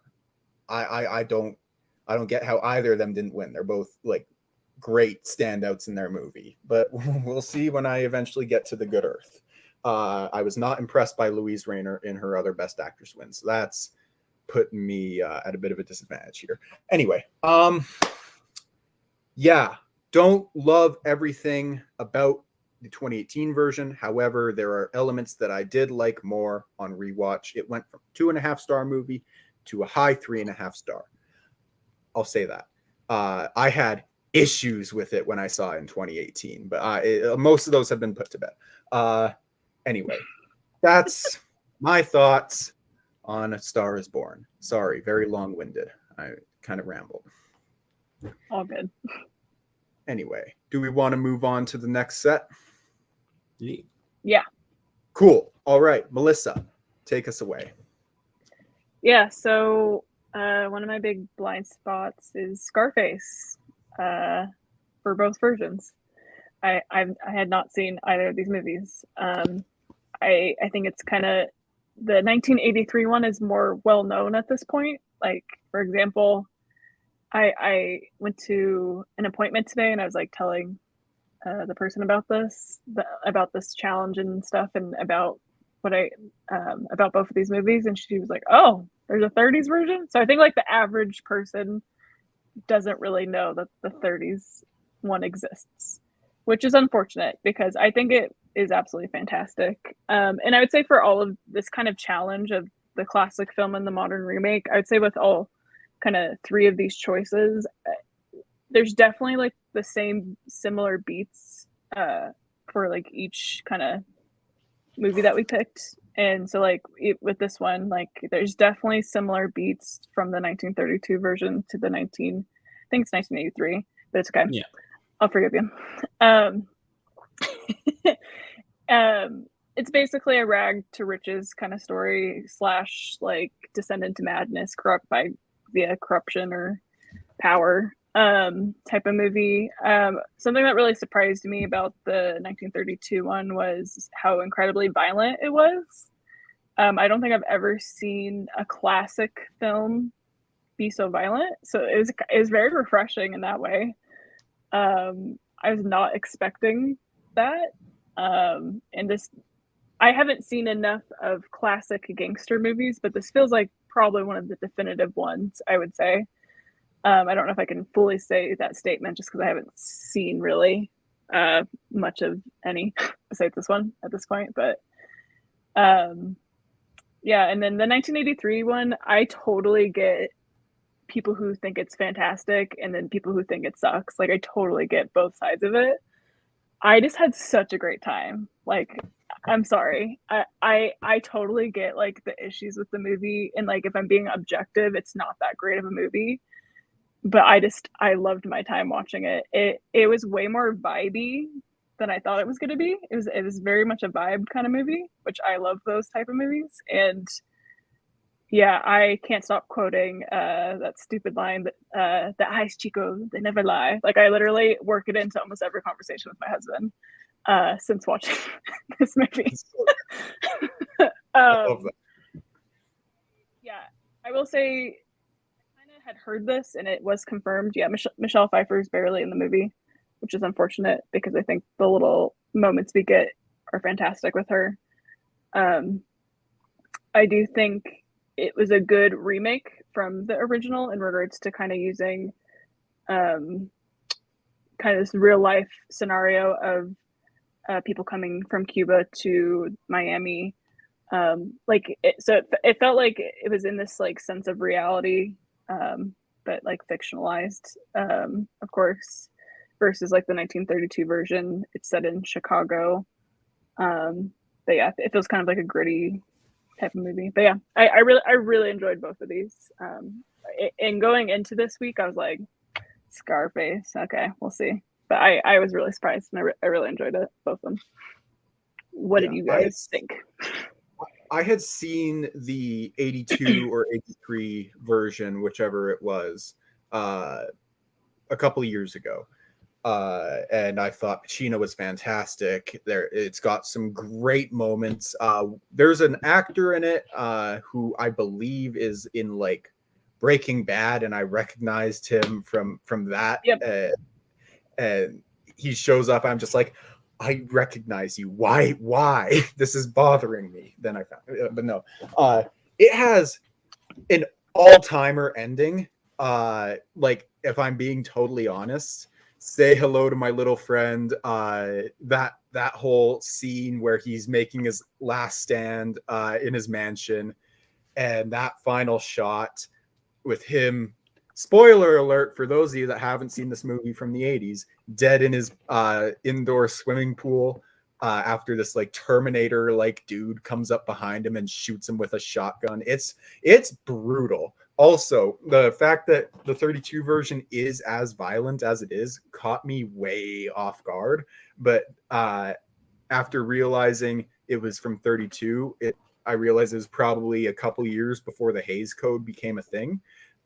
So they were able to get away with more a couple of years before that happened. And it's just, yeah, it took me off guard the first time, like at first. And it's just some really violent shots. Like you see the silhouettes, like the shadows of these 7 people lined up against a wall with their arms in the air. And then you just see them all get gunned down. It's like, good lord, they wouldn't allow that in the 40s or the 50s.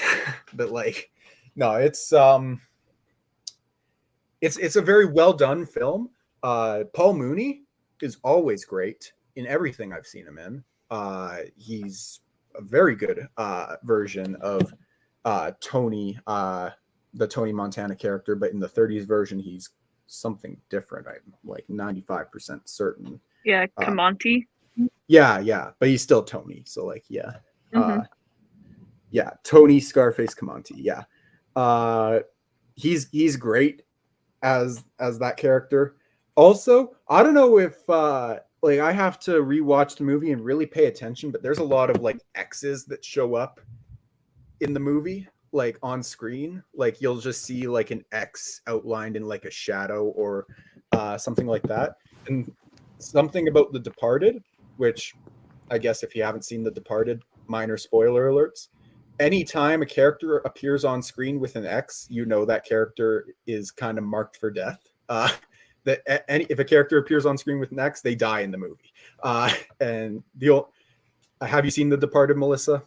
Yeah. The only character that doesn't, that's really important, is the character in the final scene that doesn't get shot in the head. I don't want to spoil for those that haven't seen the movie, but it's kind of cool when you and I noticed a lot of X's in this movie. I kind of want to go back and see who died in this movie, and what if that was something that Scorsese kind of borrowed from this one. So anyway, that's just kind of like a fun little detail I noticed. I'm talking too much. Alex, cut me off. How do I start? I hate Scarface, the 83 version. I hated that. That was a whole last negative experience for me. I didn't care for I didn't care for that movie. The 32 version is actually a lot of fun. And I think part of why I don't care for the 83 version is that no one is having fun. I think the production of it is cool. Like they went neon and they went, real Florida with it. And there's, like in theory it's like cool. Like it'd be cool to be there, but I don't want to be there in that story. It's like you get Michelle Pfeiffer, who's like one of the biggest, like the biggest, best actresses of all time. And what do you have her do? Like mellowly doing coke in the corner of every scene she's in. Why did you get her? Anybody could have done that. Tony gives his sister this like wad of cash, and he's like, hey, I want you to have fun. I want you to take care of yourself. I want you to have a good time. And then he gets mad at her when she goes off to have a good time. Why, Tony? What are we doing here, Tony? Why, Tony? Everybody that can be having a good time is shut down by Tony in a way that I think is like really annoying. I found myself really not just hating Tony because he's like a drug dealer, he's a murderer. That's all standard gangster stuff. The fact that he doesn't let anybody have a good time is really annoying to me specifically. And it put me, I think, in such a weird mood that when the stuff that, like, in theory I should be enjoy, like the violence is so gratuitous in both versions of Scarface. It's really gratuitous violence, but because the characters in the 32 version are like, look, a machine gun. They're so happy to have found these machine guns in a ship. Like they didn't have those before. Like they had to kill 2 guys to get 2 machine guns. They're like, yes, there's so many bullets we can hold with this machine. Look how many bullets we can kill. So many more people. They're so happy to have them. And there's no joy in the 83 Scarface. Like they chop a guy up with a chainsaw. That scene is nuts. And that scene is violent, but it's not novel in any way. It's not neat in any way. You're watching it, and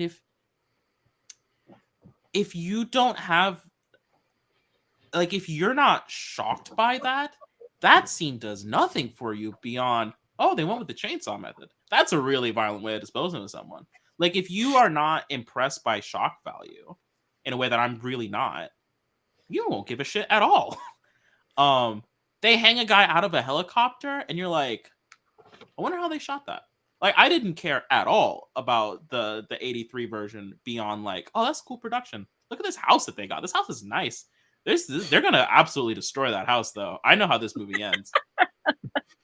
And then I think they're like, and I was like, you know what, this movie's like okay. Pacino's putting like energy into it, and that's fine. And then it hits you with this absolutely bonkers scene with the sister. Yeah. And I thought, I'm out. I'm done. I cannot with this. I no, absolutely not. No. And like, she's in a weird spot. She's in a weird place. She may also be doing coke. She just had a weird experience like hours before, maybe. But no, I'm out. This hard no. We have crossed the line I didn't know was that I had. We have crossed a weird threshold. Whereas like the 32 Scarface is just like someone riding it till the wheels fall off, and then they fall off, and he's like, well, they got me. And it's the same. It's like the same, more or less, beats at half the time investment. Paul Mooney is good in it. Cheska isn't a name, but she's fine. I don't remember what the actress's name is, but her character's name is Cheska. The sister is also fine. You know, you believe it. They kind of change it up between like, this isn't about the other drug dealers or other criminals. It's actually about the law enforcement, which is a totally reasonable thing for the 30s to do. But it all makes sense, and it's cool. Like, it's cool. Like, the suits are cool. The aesthetic is still cool. Like, it's still like a very efficient gangster movie, and it's got energy and it's fun. And I think that Scarface, like the 83 Scarface, is just a little bit too off-putting for me and my taste. That's fair. Also, and Dvorak plays Cheska, which That's not a name. Cheska, that's certainly a name. That's Cheska. for this movie. It's half of Francesca. It's like the end. I don't know. I guess maybe. But no. Also, I told my dad about this the challenge for that week, and he asked what everyone picked. I'm like, oh, Scarface and the 30s version. He's like, oh, there was a version from the 30s. Yeah. I didn't know that. I'm like, yeah, that's fair. I also talked to someone who did not know that there was a 30s version. They were like, 30s. What? So more people need to watch the 30s version, I think. Yeah, it's a blast. It really is. And then I told him about the Star is Born one and my pick, which is 3:10 to Yuma, and we'll get to that. Which 3:10 to Yuma. I'm sorry, Melissa. I keep picking westerns. It's fine. But look, the 57 version of this movie is really good. Like, it's solid. It's got a couple strong performances from the two leads, whose names I can never remember. Like, I remember the characters are Dan Evans and Ben Wade, but I don't remember the actors from the 57 version, which is unfortunate. However, so for those of you that don't know what this movie is about, this guy Dan Evans, I don't know if it's accidentally or not, but he kind of accidentally helps the police or the authorities or whatever they're called in the Old West arrest this infamous gangster or this gang leader named Ben Wade. And so he decides that he's gonna go and help escort him to a train to a prison called Yuma. I believe it's a prison that's called Yuma. Anyway, and meanwhile, the rest of the gang, like Ben Wade's gang, are hunting them and trying to get Wade back.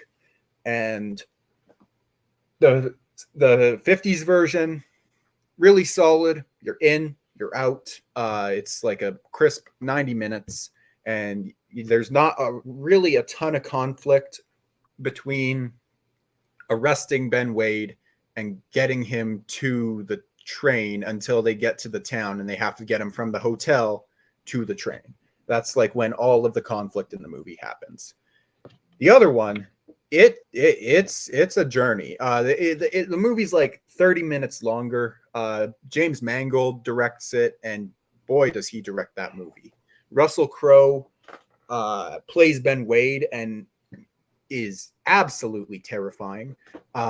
He like stabs a guy 30 times, which took me completely off guard because I was like, ah, shit, that didn't happen in the 57 version.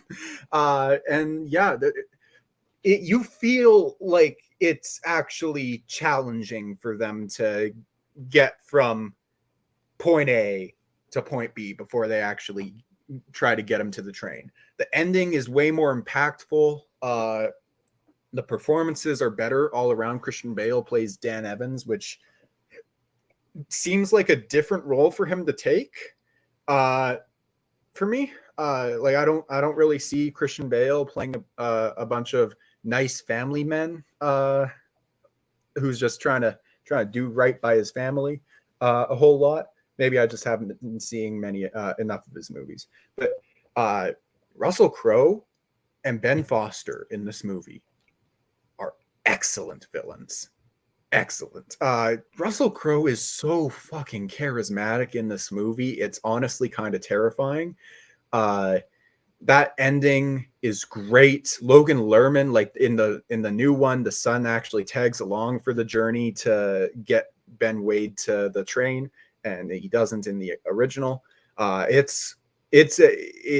make these little changes that work really well in the long run, and that finale in the town out they're trying to get him to the train just works for me. I thought that was fantastic. Really, damn it, I love a good Western, which is more than I can say about the rest of this panel. So let's hear it. I'll be quick. I have only liked 2 Westerns in my life so far. That's fair. That would be The Good, the Bad, and the Ugly, and Bone Tomahawk. Those are the only 2 that I've actually like legitimately enjoyed and that I would watch again. These movies were fine. Like the thing I struggle with is these 2.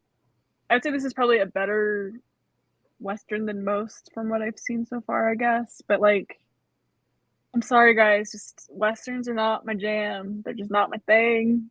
I just I don't foresee me like all of a sudden loving Westerns in the near future. Yeah, I have a hard time like staying engaged. I don't find the stories that interesting. Maybe I'll give it another shot at some point, but yeah, I really don't remember too much. I would say in the 57 version, I loved the theme song. That was great. That was a highlight for me.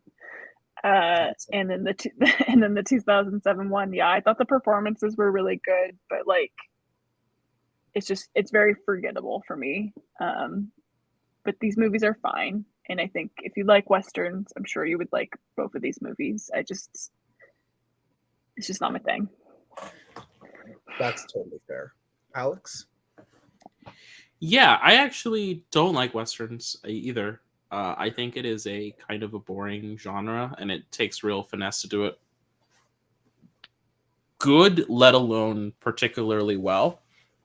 But I thought 3:10 to Yuma, both versions, presented an interesting kind of take on it, and that is, let's put a definitive time on it. We are done at this specific time in a day or 2. I think that's kind of the real problem with Westerns, is that they can fucking go on forever. Because there's for some reason, like there is an infinite amount of West if you're in a movie. But you can only go so far in a couple of days. And I really kind of I appreciated that as kind of a tension in the middle of the movie when they're not yet at like their checkpoints. There is something about we have to get the guy there in time, and then once they're actually there, we got here so early, and the gang is on the way, so we have to hold him here for an hour. We have to hold him off here for, you know, however long a time period is, and that's like actually kind of an interesting take. I also thought what was I think a really cool scene in both versions was the bad guy spending time with the hero's family, having dinner with them. I thought that was like really cool because like the kids are like squaring up to him, and he's so polite, and he's like saying, "This is a lovely house. This is great. Oh my god, this food is amazing. Could you actually cut the fat off of it?" I'm not really into the fat of the food. He's so polite in both versions, and I agree. Like Russell Crowe put on a much better performance for what I thought I was gonna get. He's so weirdly charming. He's like borderline flirting with and I mean both versions of the character are like borderline flirting with this man's wife in front of the husband, just to show like, I'm not scared of you. I'm getting away. This is not new. I've been here before. We're gonna be fine. And he's so polite and so charming, but also he's a murderer. He's the most dangerous person in this room. And I think that's really interesting. And then the final shootout, like that stuff is also really cool. Spending time with the hero, like those, like the two characters who are such polar opposites, spending time together, having conversations, whereas they would be apart in most westerns and they would only meet at, you know, high noon or whatever, some hokey bullshit. You know, they would meet randomly throughout the movie. Having them spend the entire movie together is such a different take on it. And it allows for you to actually, for not only for you to attach, you know, emotionally to them both if you can, but for those characters to attach emotionally to each other. And in the 57 version, they make it about kind of this man's relationship with his family, which is neat. But I think what James Mangold and the writers of the remake figured out is that if that's gonna work, his family has to be with him the entire way. So they do this genius thing of bringing Logan Lerman along, who is a fantastic actor,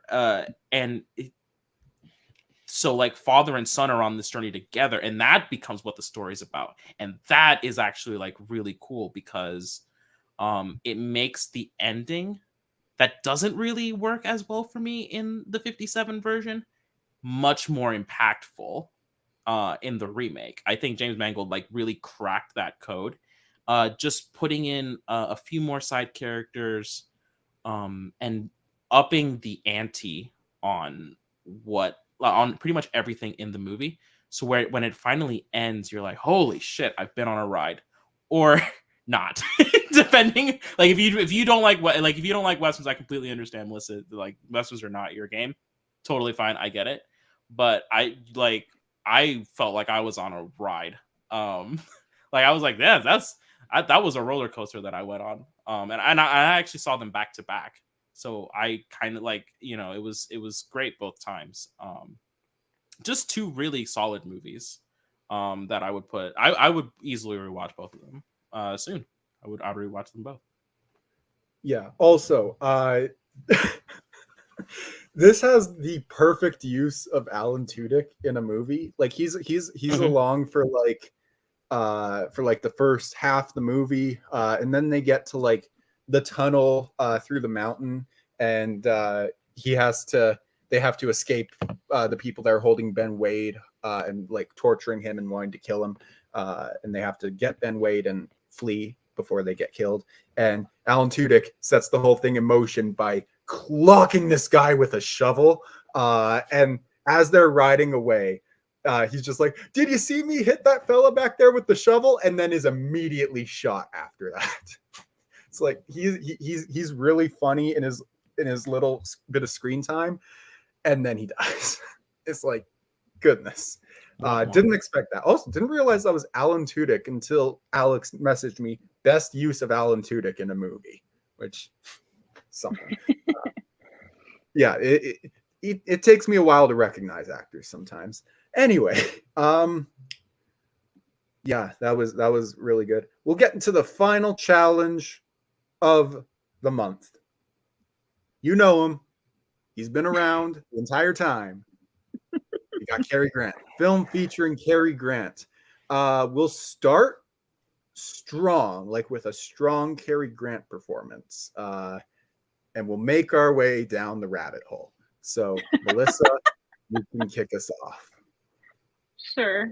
Okay. So I chose Suspicion, directed by Alfred Hitchcock. Premise of the movie is basically, God, what's her name? Hold on. Joan Fontaine. She kind of plays like a wealthy lady, and Cary Grant plays, of course, a charming person, and we come to find that he has a gambling addiction, and she also suspects that, like, she's suspicious, like the title implies, and she kind of thinks that he's either gonna like kill her, or he's up to something, basically, is like the plot synopsis. Yeah, I don't know. This one didn't really work for me. I thought the two leads were fine. I didn't think they were like outstanding. I thought it was fine. I thought it was a little too on the nose and a little too obvious what was happening. So, and I don't know, Joan Fontaine, I don't think I love her. She always has this like nervous look on her face in every movie I've seen. She's just like, I just feel like that's every character that she's played so far that I've seen. I liked her way better in Rebecca, though. I mean, that's probably been my favorite role of her so far. But anyways, going back to this movie. Yeah, I don't know. I just felt kind of annoyed watching it. I was just like, okay, I get it. Like, he's charming, but you're obviously suspicious. And then she doesn't really like do much of anything about it. I just feel like she's kind of along for the ride and his hijinks. And then I hated the ending. Like, I hated it so much. Like, it's just like, yep, let's just go home. Okay. Like, I don't know. This movie didn't really work for me. There wasn't a lot of good tension or suspense. I just felt like it was very obvious and kind of lackluster in all categories. So thoughts? Yeah, this is a Hitchcock movie. I don't remember when I got to it in terms of the other Hitchcocks I saw, but I had seen Rebecca. That was the first Hitchcock movie I'd ever seen. I thought Joan Fontaine was phenomenal in that film, and I saw this is the one she won Best Actress for, and I was really excited to watch it. I was really digging what they were going with for in the first like half, maybe even 2/3 of the movie. But good Lord, that ending is the biggest just cop-out ending that they could have gone with. And I understand the original ending. He kills her. That's how it was originally supposed to end. That was the ending Hitchcock wanted. I can't remember if they shot it. I'm looking into it now, but the producers, like the producers, told him no, and so instead, this was the ending that was put out. And you know what? The movie is deeply hurt because of it. Like it ruins any sense of tension that was building in the movie. It completely changes Cary Grant's character out of absolutely nowhere, because you see what it's building to, and you know that that eventually Joan Fontaine won't be able to escape what's going to happen. And then it just kind of ends, and everyone gets a happy ending, and it doesn't fit in the movie. This is a movie where had Hitchcock gotten his way, the movie, this could be like a top tier Hitchcock film, but it's one of his worst, in my opinion, that I've seen. It's just it cheapens the entire experience.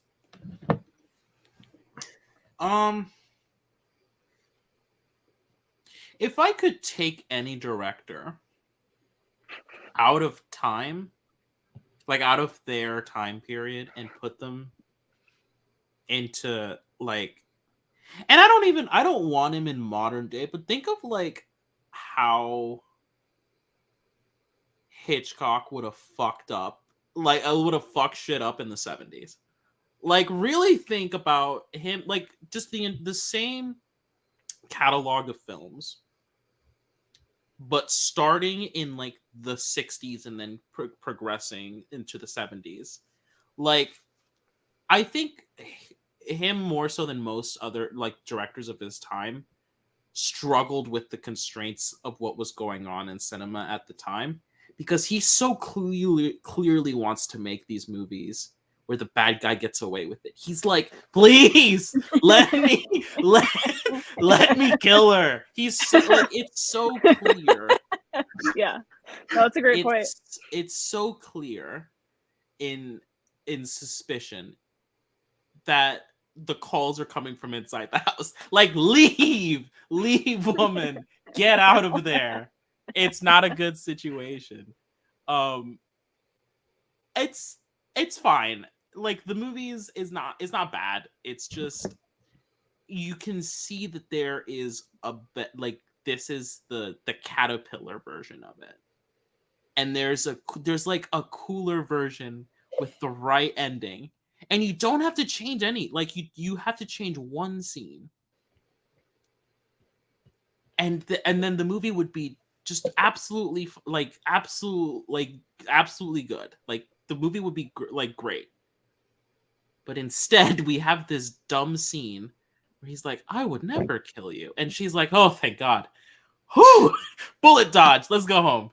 And it's not like that happens. And you're like, oh, shit, they're going. Like, it happens. You're like, oh, shit, they're going there. And then it doesn't happen. You're like, I don't know what I thought was. I don't. Okay. It's like.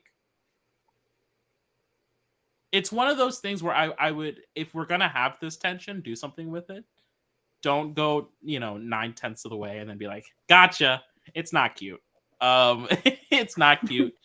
Jordan Peele, please remake. But this time do it with what we said.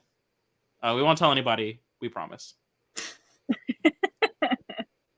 No, that was a great point. The version of this movie, he would. He would.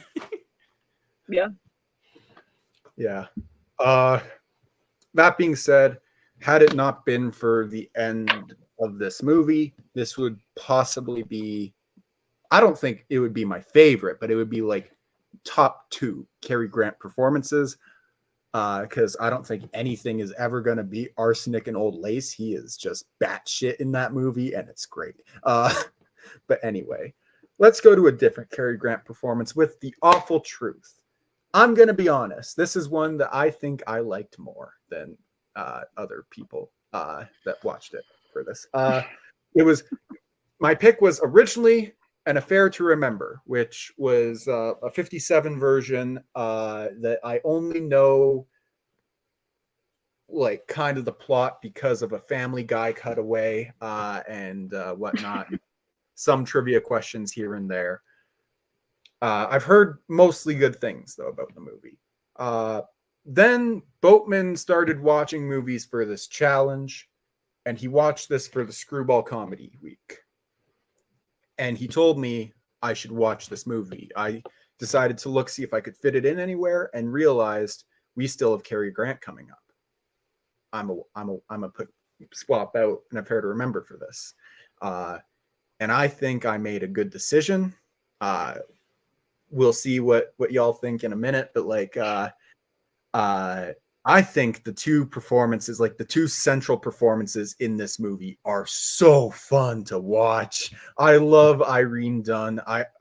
Dune. I don't know. I love Cary Grant. They're both it's a movie that's just two people fucking each other over, and it's just entertaining to watch. I had a good time with it. There's not really a whole lot to discuss. It's got some really laugh out loud funny moments in it. But I really dug this movie. It's one that could go up on rewatch, but right now it's sitting comfortably at 4 stars. I could see it being like a low 4.5 on rewatch, but like right now it's at a comfortable 4. Yeah, I had a good time with this one, and I can't wait to hear what y'all think. I mean, this is basically the poor man's His Girl Friday. Like, it's literally like the skeleton of that movie, but just not as fun or good. It's fine. We literally get, what's his name, Ralph Bellamy, or I think that's how you say his name, again as like the new husband. He was also the new husband in or like soon to be husband in His Girl Friday. I was just like, this is the same movie. You're right. Oh wow, I didn't even pick up on that. And then again, Cary Grant, he loves to, let me rephrase from earlier. He loves to be a temporary ex-husband because he's coming back. He's coming back, and he's gonna get his girl, and he does. Yeah. Anyways, that's my thoughts. Fair. Oh, muted? Yeah, I don't. How do I put this? There are a lot of 30s movies that I've seen for this and other shows. That and Jack will remember The Divorcee. Oh yeah. Yeah, I've now seen like 6 movies that are like. That's a lot of that's very loud clicking. The plot of which are like, I'm gonna leave my husband, but then but don't worry, we're getting back together soon. Like, I don't care at this point. I don't care at this point. It's Cary Grant's fine. Irene Dunn is fine. It's a little, honestly, the problem with The Awful Truth is it's a little too cute. Like, it's a little too cute. Like, they got a little cute with it, and I think you go home. Just go home. Because they know they're gonna get back together like an hour in, and they're just like, later. No. Just go home. Let just end it. End the movie. And then it just keeps going, and I would rather it didn't. Let's just not. Just stop. I get it. If I left Cary Grant, I would also probably come crawling back to Cary Grant. But like, it's a little annoying that he keeps doing this. Cast someone else. Not gonna lie. I think this is probably, just from what I know about the rest of the movies we're gonna watch, probably like one of the last ones. But like, seriously, it's a little bit annoying. We did like 3, and also there was a shot that like the 7-Year Itch. Like, we did 2 movies this month where a woman's skirt like flies up. And I didn't like, that's at least one more than I thought we were going to get to. Yeah. Yeah. The awful truth is that it's like, just like, honestly, it's just like every other movie that's like this. It's like the 30s divorce comedy, which is not a genre that I am a fan of. Please stop. Love me. Oh god, I just remember what's next. I just remember what is next, and I am not excited about it. Oh, this is the most excited other than Seven Samurai, I've been for a movie this month. Jesus like to talk Christ. about on this show. This is my fault. Do I remember? You're right. It is your fault. Do I remember it? We'll see. Alex, take us down the rabbit hole. I'll say this. I don't think I was wrong to do what I did. And in fact, I would do it again. Because just to continue my point, Cary Grant. By the way, Cary Grant is my most watched actor this year. with a whopping 8 films, most of which he's the lead in. Cary Grant is my most watched actor, and frequently it's like a dramedy. He's someone's ex-husband.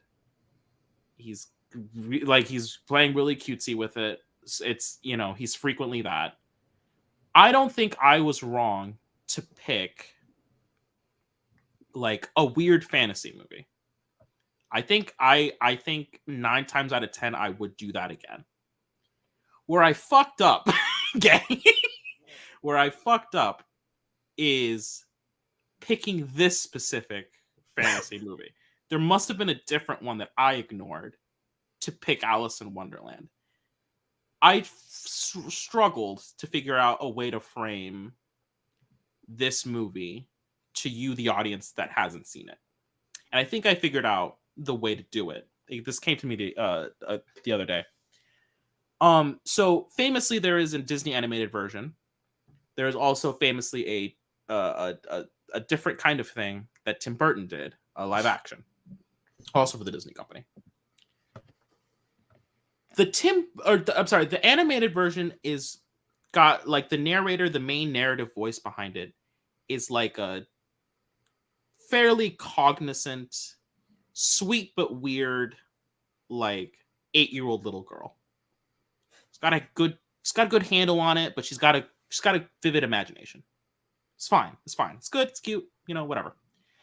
The Tim Burton movie is clearly a 45-year-old man telling a story to his 5-year-old child, and he doesn't remember the story really. The 33 Alice in Wonderland is like if Alice in Wonderland was taught to you by a shithead 6-year-old little boy who's eaten nothing but pixie sticks the whole day. He's not ready for bedtime. He's gonna regale you with the story he heard. He's gonna fuck it up. It's so weird. It is insanely strange. It is, the vibe of it is if The Wizard of Oz was a German expressionist fucking horror movie. Every they did costumes and backgrounds and sets, and I appreciate that. I really do. But they made them the scariest costumes, the creepiest sets, the strangest vibe for a movie that is ostensibly I went outside in my imagination. They went the weirdest possible route with it in a way that is almost impressive to have fucked up this creatively. Not even this badly. It is bad, but not even they did this weird. They did do it bad, but what's impressive is they did it this weird. You would have to really someone had a vision for this, and they succeeded in making the strangest movie. It's a wonder we ever got any fantasy movie after this, because they thought, no, we're not ready for this genre yet. No, absolutely not.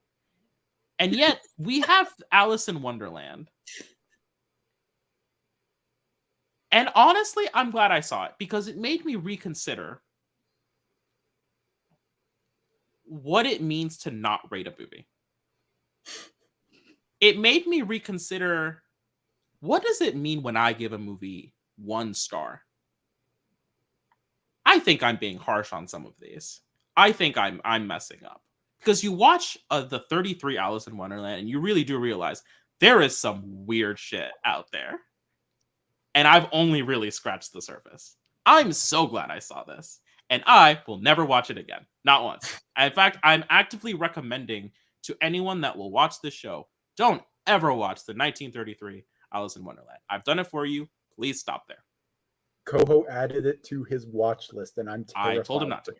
And he was like, but May Robson's in it. I liked her in Lady for a Day. And I was like, fucking don't.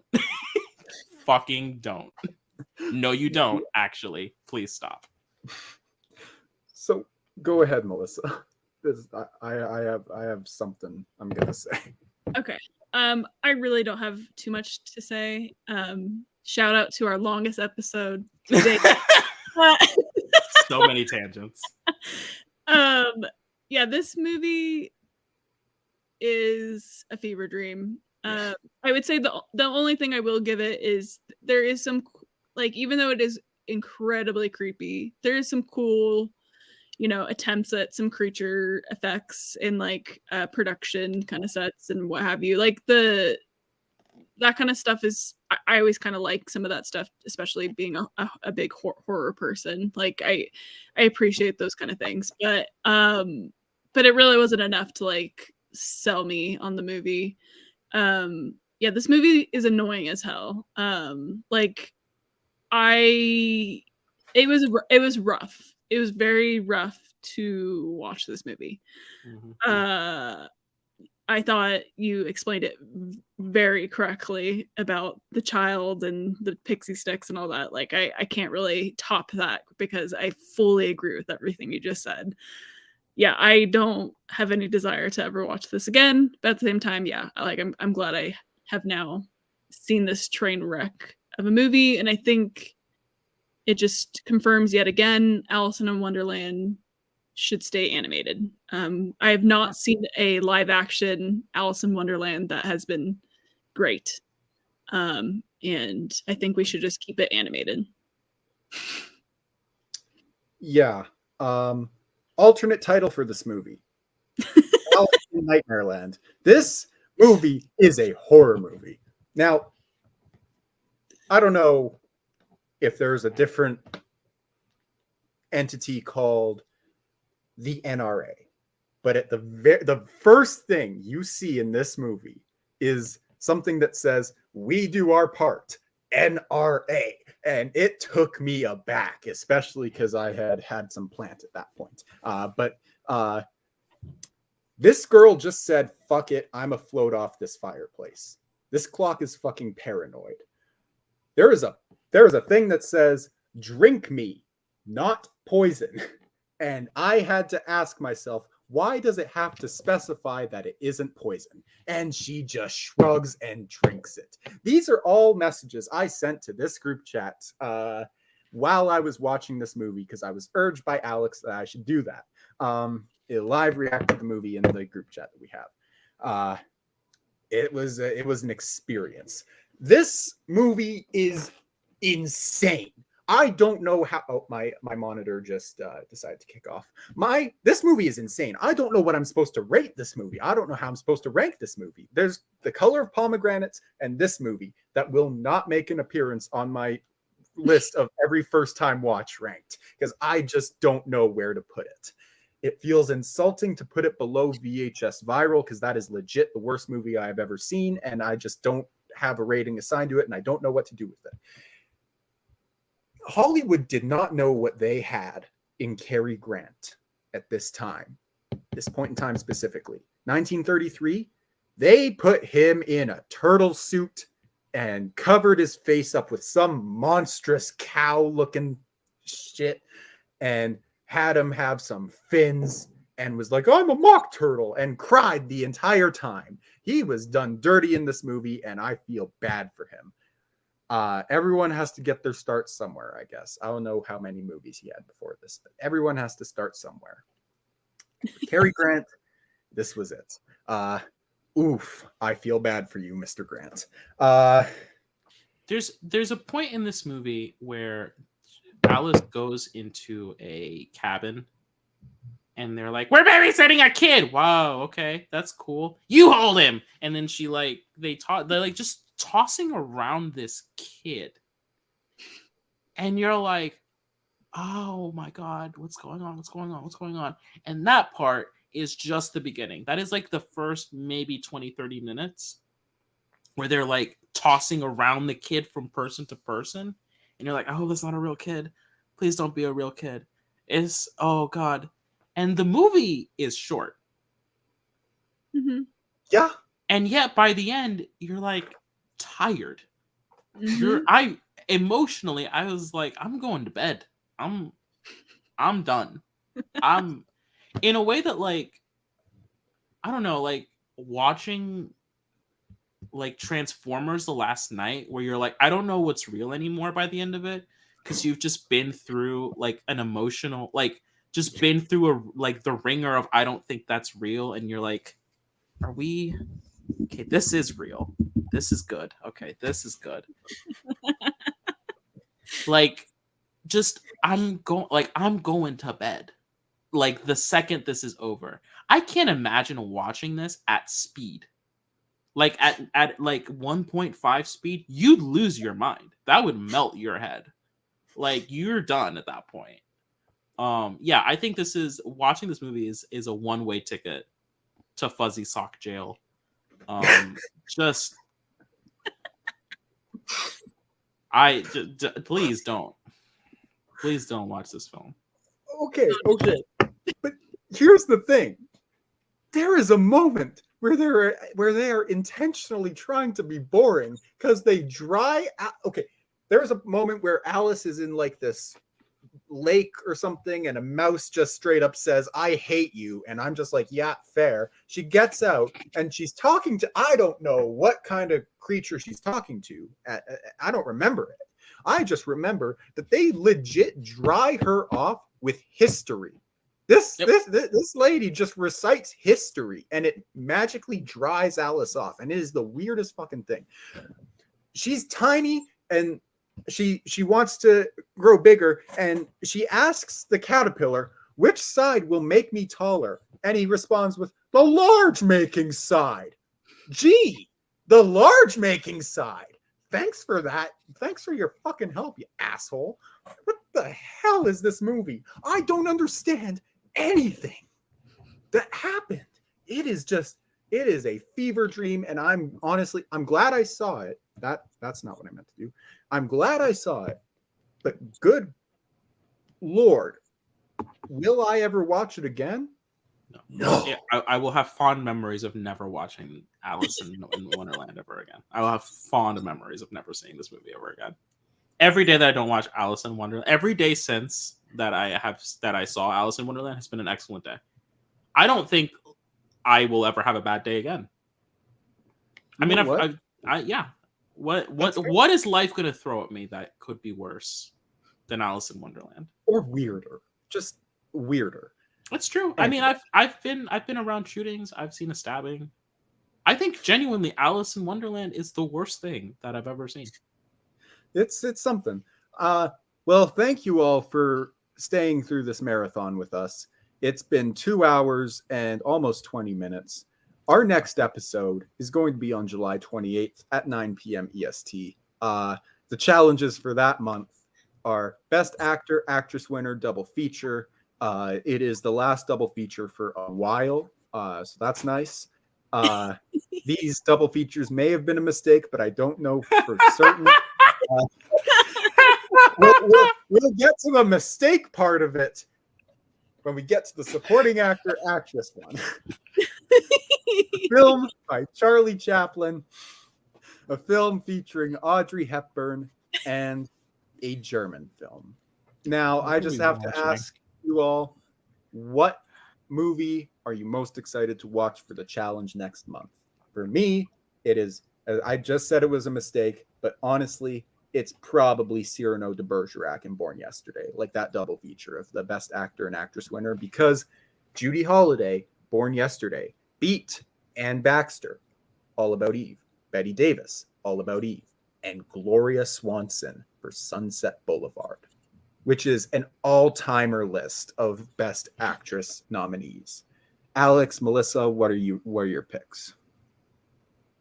I'm the most excited for the week of Audrey Hepburn, like that week I'm excited for. But the movie I'm most excited for is Mädchen in Uniform for a German film. And specifically, I realized, I don't know if I clarified this, it's the 1931 version that I'd like to watch. There's a 50s version as well. I'm super excited to see queer cinema in the 30s. So really curious about that one. Fair enough. I am looking up the 30s version now because I think it was just the 50s version I had added to my watch list. Alex, what about you? I will say that I'm also looking forward to just the week of Hepburn. That'll be an excellent time. But I think the individual movie that I'm most excited for is Faust. I think I've made the mistake. We're gonna redeem it. We picked the weird one this time. I think I also picked one of the weird ones for that. But it's coming back around. You know, it goes in circles. I messed up this week. My bad. But don't worry. I'll get you next time. Oh yeah, I'm very excited for Vampire. Anyway, which is what I assume you're talking about. Anyway. Nope. Oh, well then I'm lost. Well, thank you all for watching. It's been a long one. Thanks on behalf of Alex, on behalf of Melissa, and myself. Thank you for watching this episode of View 52. Hope to see you all back next time and let us know what you saw for the challenge. Bye-bye. Well, nobody's perfect. I think this is the beginning of a beautiful friendship.